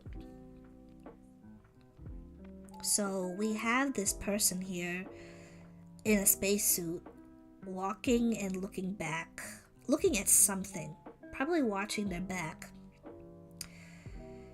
And just judging from the way that they're walking, their gait, it feels like they're not really worried. They're like a little bit worried because they're like looking behind their back, like making sure nothing is following them, but it feels very casual at the same time. Like the only thing showing that they might, like, they're of course still a little bit cautious is like their hunched shoulder that we can see. But other than that, it looks like they're just casually walking in this bloodied up hallway of a spaceship. There are spacesuits lined up, 2 spacesuits lined up on the left, unoccupied. They're not dirtied up, so I think they're probably still usable. And then the thing that you could notice right away is I thought it was like, I don't know, like, I don't know why I thought it was like an empty canteen or a bottle or even like a little mini trash can that got knocked over, but no, those are two abandoned suit, like the space suit boots. So either somebody just got like yanked up, like in like Alien, either in the movie or the game, or they got dragged and their shoes just popped off somehow. There's like splatters of blood around the closest boot that we can see. I'm not sure what the thing is on the left. It seems like maybe it's like a gas tank of some sort. I'm not really sure. And then there's just like the details of like the darkened interior of the spaceship, which is really nice to look at. And then of course we see like the thing that like pops in your eye immediately, which is like the emergency lights at the, I'm assuming is the exit, the open exit door at the end of the hallway. And it's like bright near the door, and then the lights are also reflecting off of the low-hanging ceiling. I'm guessing the person who is in the spacesuit is most likely Ophelia, I think. I'm not sure who else it could be. Or could be the culprit, or the imposter, or the alien. Now that just put things into a lot of perspective. If this is like a haunted house story, but set in space, basically. So it's like a ghost station, like a ghost town, but it's like on a space station. I am really curious on how the author will pull this off, but I am very much looking forward to it. Before I move on, I will grab some more water because I run out and my throat is feeling pretty dry. So I will be right back.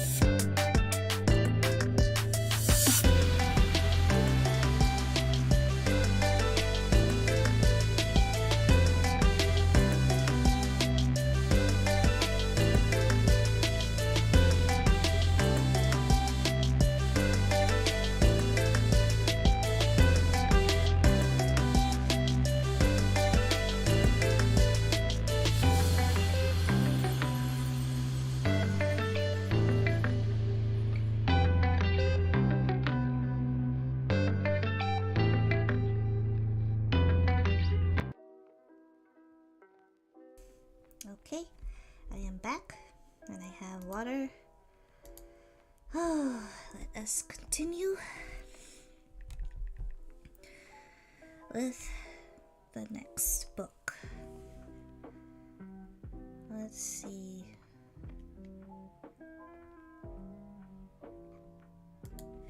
The next book I have is Your Shadow Half Remains by Sunny Moraine. Let me pull it up.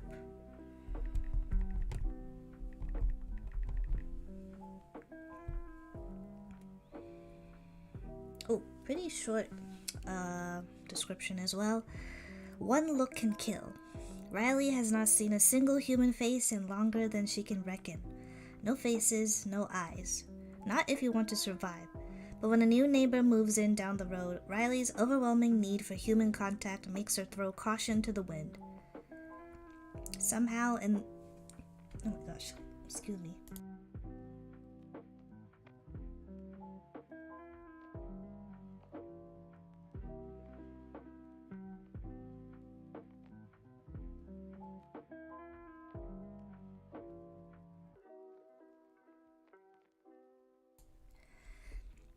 Excuse me, I'm back. Somehow in this world where other people can mean a gruesome, bloody death, Ellis makes her feel safe. As they grow closer, Riley's grip on reality begins to slip, and she can no longer fight her deepest desires. All Riley wants to do is look. Very vague and also short description. I think this would be considered a novella. But yeah, it seems like Riley isn't allowed for some reason to look at people in the eyes or in the face, or else something bad will happen to the person. Or something bad will happen to her specifically. But yeah. And I guess from the title it has something to do with shadows as well. Maybe she accidentally absorbs people's shadows if she looks at them for too long. Maybe there's a Medusa effect that she imparts. I'm very curious on how this will be done. There's not much more to say than that because the description is very vague, probably on purpose too, since it's a pretty short book. But yeah, we will move on to the cover. We have a half-formed face, which I'm guessing is Riley's.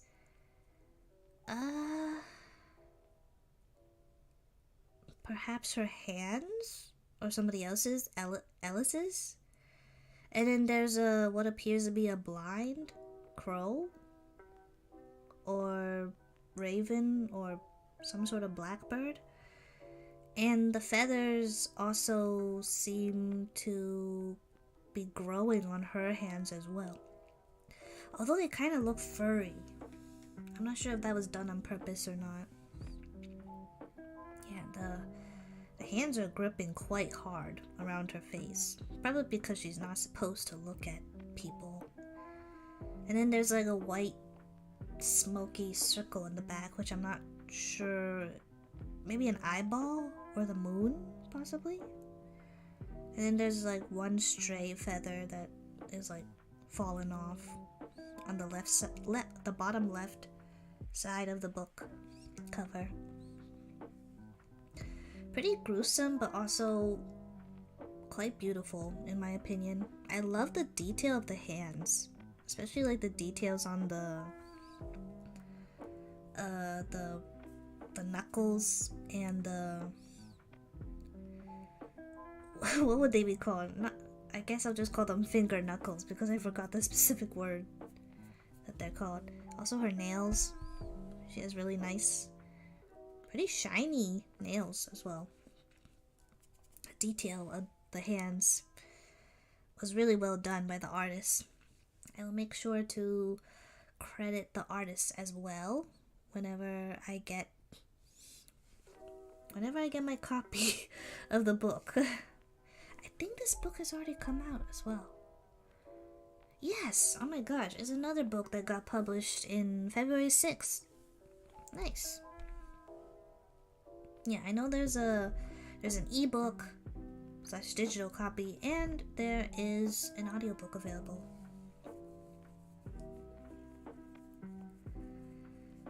Yeah, not much more to say than that. It's a gruesome but very strangely beautiful cover. Not much more to say. Also, the detail of the eye is also quite amazing as well. Very shocked and scared, but also deeply curious is the look that it's giving me.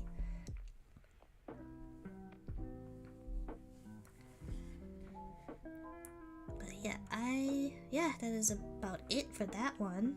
I will move on to the next.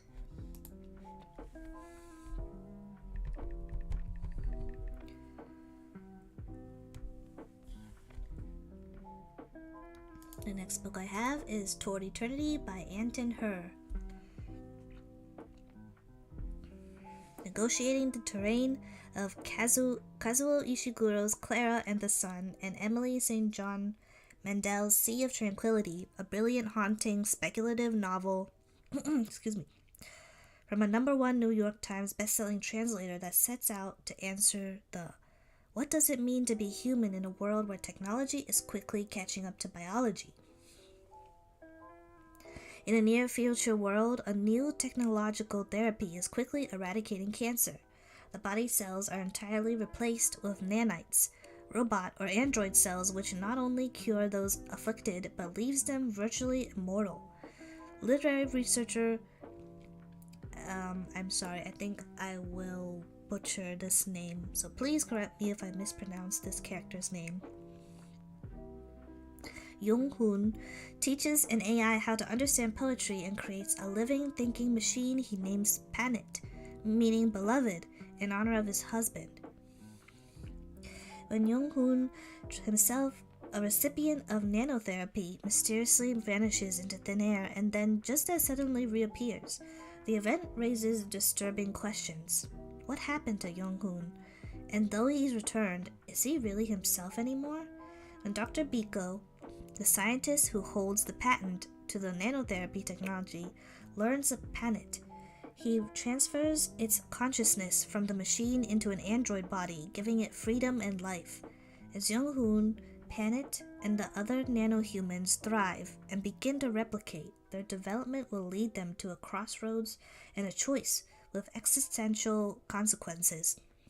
Exploring the nature of intelligence and the unexpected consequences of progress, the meaning of personhood and life, and what we really have to fear from technology in the future, Toward Eternity is a gorgeous, thought-provoking novel that challenges the notion of what makes us human, and how love survives even the end of that humanity. Such a beautifully written description. This is definitely a sci-fi novel as well. Also, it's also listed as speculative fiction. Super curious about the technology that will be used, the nanotechnology that will be discussed in this book. And of course, as an android myself, I love anything with fiction that explores robots, androids, sometimes cyborgs as well. But the concept of characters who are robots and or androids is really fun and fascinating for me. So I am really curious on the repercussions and also all the ethical questions and situations that will be brought up, like having Panet have sentience with, I'm guessing, his own body and stuff. So I like all of these interesting questions that the author will bring up and hopefully discuss in depth. I love books that also discuss what it means to truly be humanity, and oh my gosh, sorry, I hope that didn't pick up. My stomach just grumbled. I'm discussing like the depth of humanity and what could come beyond it as well. Yeah, I will now talk about the cover. So this probably also has to do with nature, strangely enough. So I don't think that's the moon, or maybe it is. It's a moon, but I think there's also either a moon or a planet right in front of it. And then there's all these like neon bright technicolor plants, flowers, nature that is in the front of the moon and or planet. I wonder if these plants have anything to do with how the nanites and nanotechnology are created or made from, possibly. Because it doesn't really talk about nature within the description, so I'm wondering what the significance of all of these plants could be.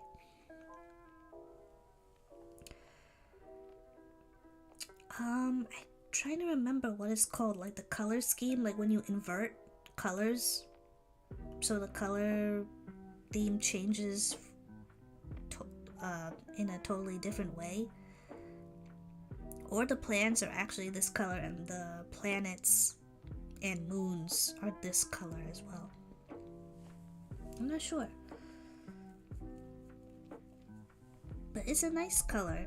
I'm just wondering why specifically this color palette was used, because there's a lot of greens, there's a lot of bright neon pinks being used, and different shades of like pale or brightish blue hues, also some purples as well. And it seems like the background is a dark green shade as well. We will see whenever I get a chance and get a hold of this book. So this book will be coming out in July 9th, 2024. We'll move on to the next book.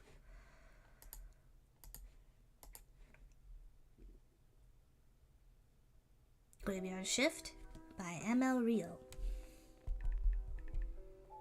I read ML Rio's first debut book, which is If We Were Villains, gave that 5 stars. So I am very, very excited to read this next work of hers. Author of sales sensation If We Were Villains returns of a story about a ragtag group of night shift workers who meet in the local cemetery to unearth the secrets lurking in an open grave. Every night, in the college's ancient cemetery, 5 people cross paths as they work the late shift. A bartender, a rideshare driver, a hotel receptionist, the steward of the derelict church that looms over them, and the editor-in-chief of the college paper, always in search of a story. One dark October evening in the defunct churchyard, they find a hole that wasn't there before. A fresh, open grave where no grave should be. But who dug it? And for whom? Before they go their separate ways, their grave digger returns. As they trail him through the night, they realize he may be the key to a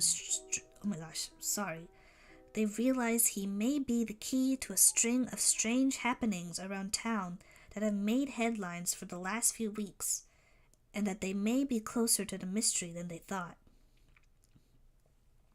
Atmospheric and eerie, with the ensemble cast her fans love and a delightfully familiar academic backdrop, Graveyard Shift is a modern gothic tale in If We Were Villains, author ML Rio's inimitable style. So the academic setting returns. I always like very distinct cast. So this one feels even more distinct than the group that we follow in If We Were Villains. So a bartender, a rideshare driver, a hotel receptionist, a steward, and an editor-in-chief. That really is a ragtag group of people. And I wonder how they will all be related later. This is also a novella as well, I think. It's very short, only 128 pages.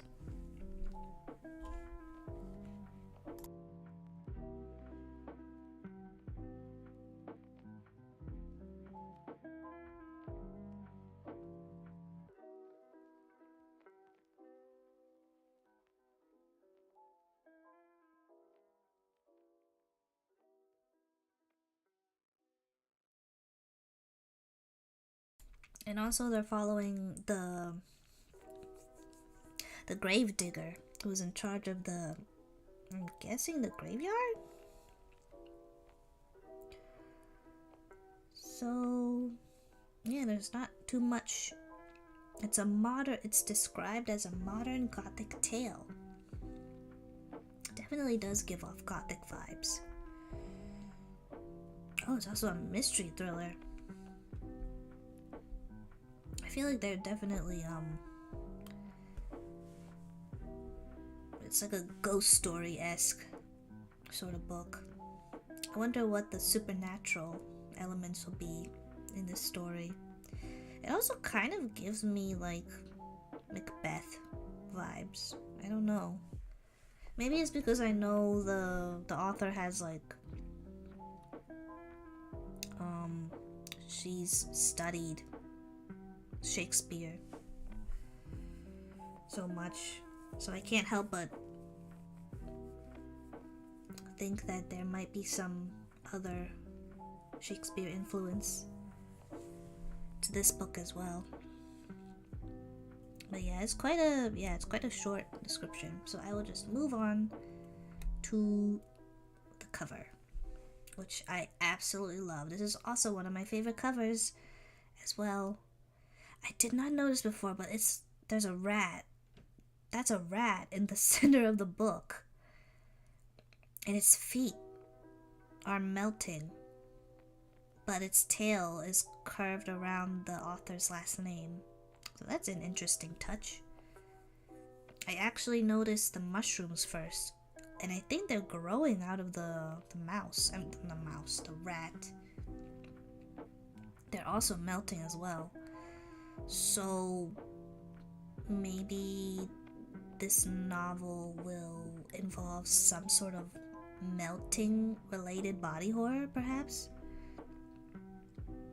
You can't see the rat's eyes, so I'm guessing the rat is already gone. And I love the use of the bold text font.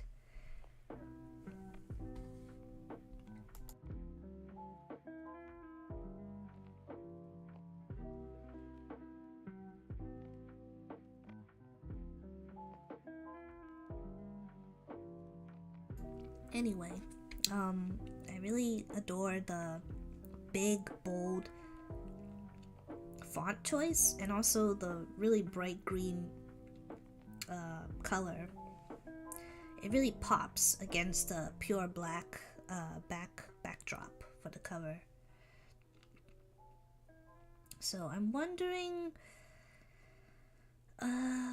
fungi, mushroom horror. Maybe something adjacent to Mexican Gothic with its horror elements, maybe. Well, we will see. I'm super excited for this book. I will probably read almost everything ML Rio would write and publish. So this one is high on my most anticipated list. Let us move on to the next.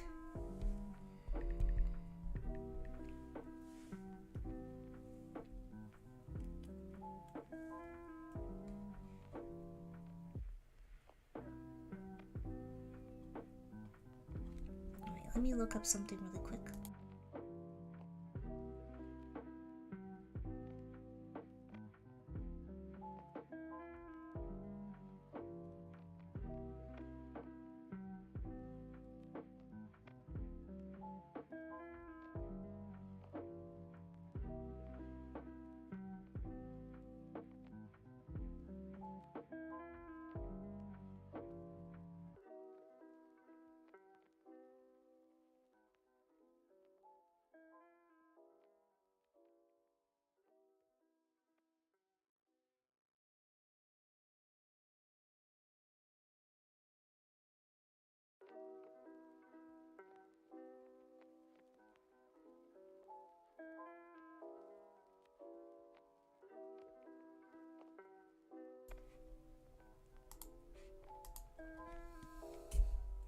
So the next book on my list is King Nix by Kirsten Bakis. Please correct me if I mispronounce the author's last name. Okay, from the author of the contemporary cult classic Lives of the Monster Dogs comes a haunting mystery about the fate of women and girls in the orbit of self-important men. Set in November 1918 on the opulent Castle-like island estate of an eccentric millionaire, Claude Arkell, this atmospheric, compellingly readable novel reimagines the life of Anna Filing Fort, whose husband Charles Hoy Fort was the most famous anomalist of the early 20th century. Settling in as guests on Prosper Island, the young couple find themselves quarantined in a shabby outpost far from Mr. Arkell's mansion, from which they learn 3 girls have gone missing. After she encounters a figure in the woods that may be the ghost of her long-lost friend Mary, Anna resolves to find out who Mr. Arkell really is and what has become of the missing girls.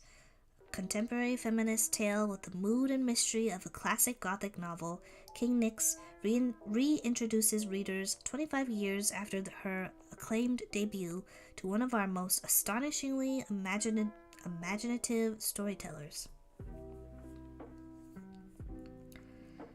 So the first thing is I'm wondering who King Nix really is. I'm guessing it's Arkell?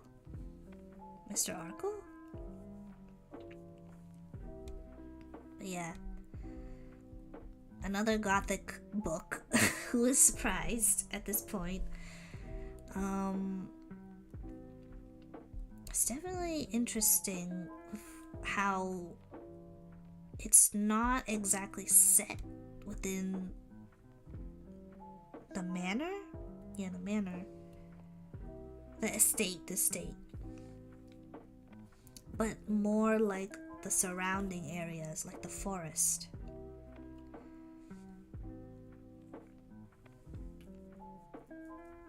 So I'm guessing instead of the husband, it probably isn't as important. Oh my god, the main character's name is also Anna. What is going on?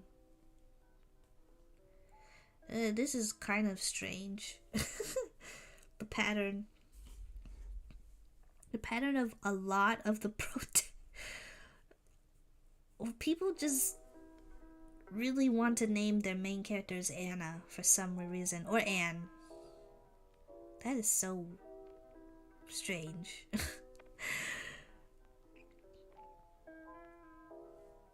And I wonder what Anna's friend has to do with the story. So is her friend Mary connected with Mr. Arkell in some sort of way? I guess we'll find out. And the 3 girls, I wonder what they have to do. What do they have in being in relation to Mr. Arkell? Like, were they his assistants, family members? Hopefully not lovers, but I guess we can't exclude that from the equation. So we will see. We will see if her husband will help out at all, but I doubt it. I feel like it'll just mostly be Anna trying to find these girls, and also finding out the mystery of why she's seeing the ghost of her friend Mary as well. So, also for the cover, I'm just wondering, will crows be an important part of the book? Or is that just symbolism for something else? Because the shadow of this crow is basically taking up almost the entire cover. And then you see the backdrop of like a grayish stormy sky, stormy waves below on the ocean, jagged mountain or rock formations, and then the estate right in the back. Pretty big estate, kind of colorful too. But it doesn't exactly draw your eye to it. It's mostly this like inky looking shadow of a crow that really pulls your attention to it the most. But yeah, we will see. That is pretty much all I have to say for the cover. It does give off an old-fashioned vibe. It looks like it's painted, like it's drawn in the style of like an old-fashioned painting as well. But yeah, I am very much looking forward to this book, and I can't wait to read it. It will come out in February 27th. Oh, that's actually this week. Nice.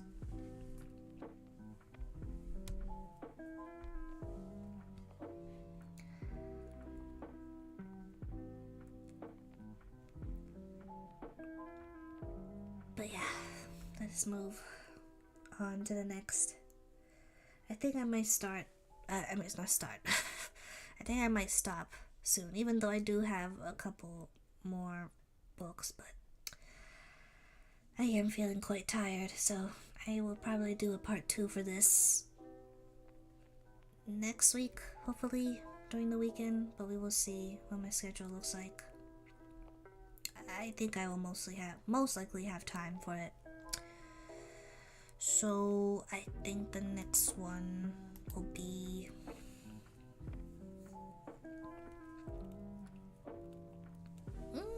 there's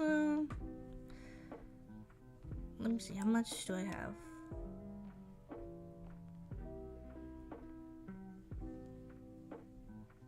Oh, no, there's quite a few. My brain is turning to mush.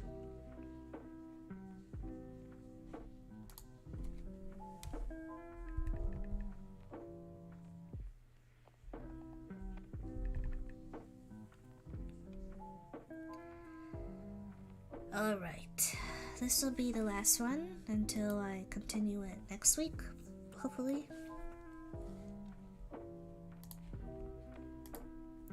It is Piglet by Lottie Hazel. An elegant razor-sharp debut about women's ambitions and appetites, and the truth about having it all. About what?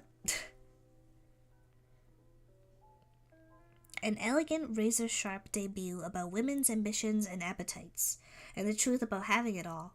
Outside of a childhood nickname she can't shake, Piglet's rather pleased with how her life's turned out.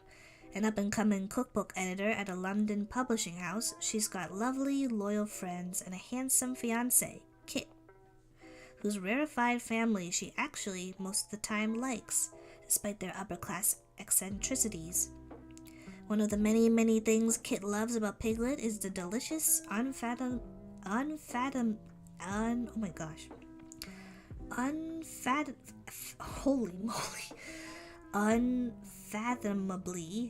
elaborate meals she's always cooking. But when Kit confesses a horrible betrayal 2 weeks before they're set to be married, Piglet finds herself suddenly hungry.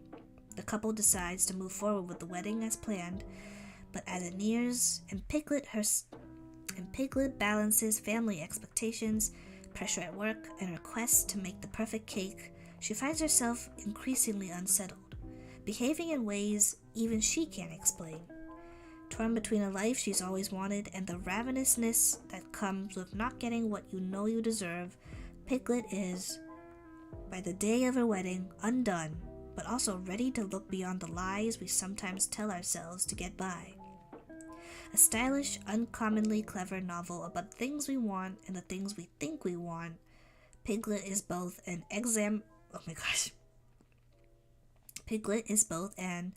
examination of women's sometimes complicated relationship with food and a celebration of the messes life sometimes makes for us. Definitely was really intrigued by this novel by the cover. That burger looks delicious. Makes me really... Ooh. Oh my gosh. That was really loud. My stomach. That was my stomach saying like, yeah, you know what? I kind of want a burger too. No, it's too late. It's 2:03 a.m. right now where I live. I think a burger is out of the question right now. But yeah, I like that this book seems to be centered on food. Food is a central part of this novel, but also, oh my god, excuse me.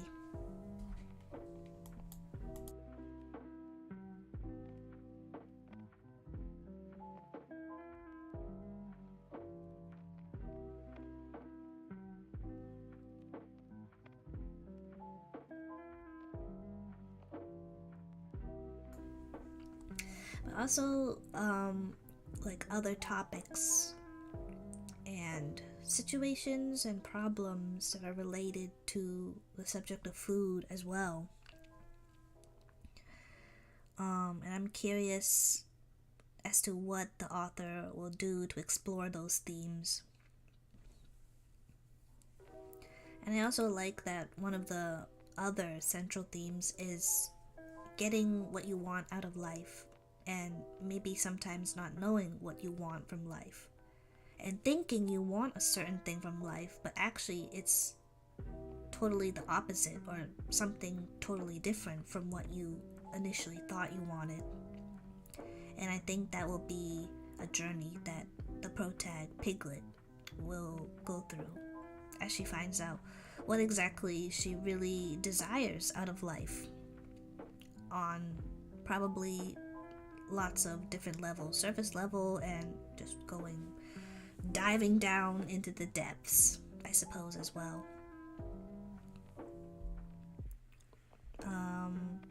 I guess I will move on to the cover. There's not too much to say. It's a very delicious and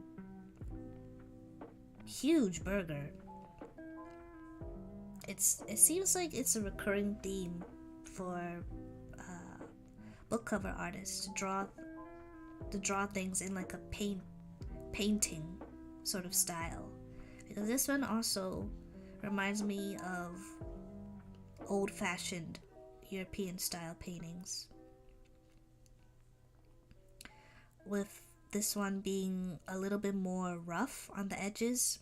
It's not exactly totally clear with its details. I think that's done on purpose, since with what the description has said about this book. And also the burger is slightly falling apart, which makes a lot of sense with what one of the themes of the story is. There's like lettuce peeking out, and then there's like a gob of cheese or sauce that is just planted on the edge of the table. It's thankfully not a totally black background. There's like the left part of the cover, it seems like it's black, but then it like lightens up. I guess that's like the light source, so it's like more of like a bruisey purple color mixed with some other tinges of colors like orange and lavender, purple of some sort.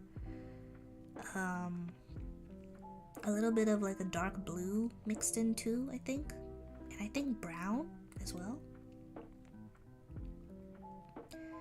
And then if you look at it from right to left, it fades off into the classic black backdrop. This is making me really hungry. Oh my goodness. I could really go for a burger. Yum. Like the sesame seeds are even like sort of like on the verge of popping off. Falling off. Probably falling off is more the accurate term to say. Oh boy. Yeah. We gotta end this soon. But yeah, that's pretty much. It's not even on a plate. I realize they just placed this burger in the middle of a table. Ooh, it's kind of unsanitary. Plop this big delicious bad boy on a hopefully not dirty table, but it probably is dirty. But yeah, I'm wondering if they're going to refer to the pro tag as Piglet, or we will get a name reveal later. It also follows like the classic, mirrors like classic, old classics written by usually female authors, with having like the main character's name being like the title of the book, like Rebecca, Jane Eyre, etc., etc. This is interesting because it refers to the pro tag by her childhood nickname, not actually her real name. So it kind of gives her like the air of like a mysterious kind of air. Also like anonymity too. So what is this Yeah, this is like literary fiction, litfic. Food writing, I can't wait. If this book does not have like detailed food descriptions, I'll be very disappointed, because this seems like a book that would be very much centered around food and eating and cooking. But yeah, I wanted to get this all done today, but I want to be like energetic, and I'm getting pretty tired, so I think it would be best to call it off here for now, and I will do my best to continue the rest of this next week, or possibly, if I feel up to it, maybe tomorrow, but I feel like next week is more of a realistic continuation of this.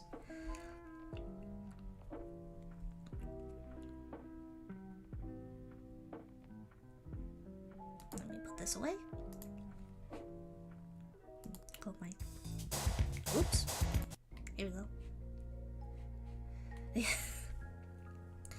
But yeah, sorry for a little bit of the low energy for this stream. Started a little bit late than usual. I wanted to do another evening stream because that was pretty comfortable and nice last time. But please let me know what you think. If any of these books that I've talked about are new to you, or you have on your TBRs as well. Oh my gosh, I'm so sorry. Wait, I did say it. But if I didn't, Piglet will be published on February 27th, this upcoming week. Yeah, please let me know what you think about your thoughts on all the books that I've discussed so far. Again, apologies for a little bit of the low energy, but it was a pretty chill stream. And sorry for all of the mouth noises as well. I am so sorry for the burp at that one point. I'm not sure why my voice feels so off today. I don't feel sick. I'll try my best to be more hydrated next time. But hopefully, for those who drop by, this was still enjoyable to listen to and watch. But yeah, thank you so much for those who decided to come and chill and relax. I hope you all have a good rest of your day and night. Oh my goodness, sorry. Weather? Let me try that again. I hope you all have a good rest of your night and day, Whoops, the order is wrong. I hope all of you have a good rest of your day or night, wherever you may be in this big, big world. But for now, I will end this here. Thank you for tuning in with me today for part 1 of my most anticipated reads for 2024. IDU Unit 01, Eureka Forsyth. Signing off. Bye-bye!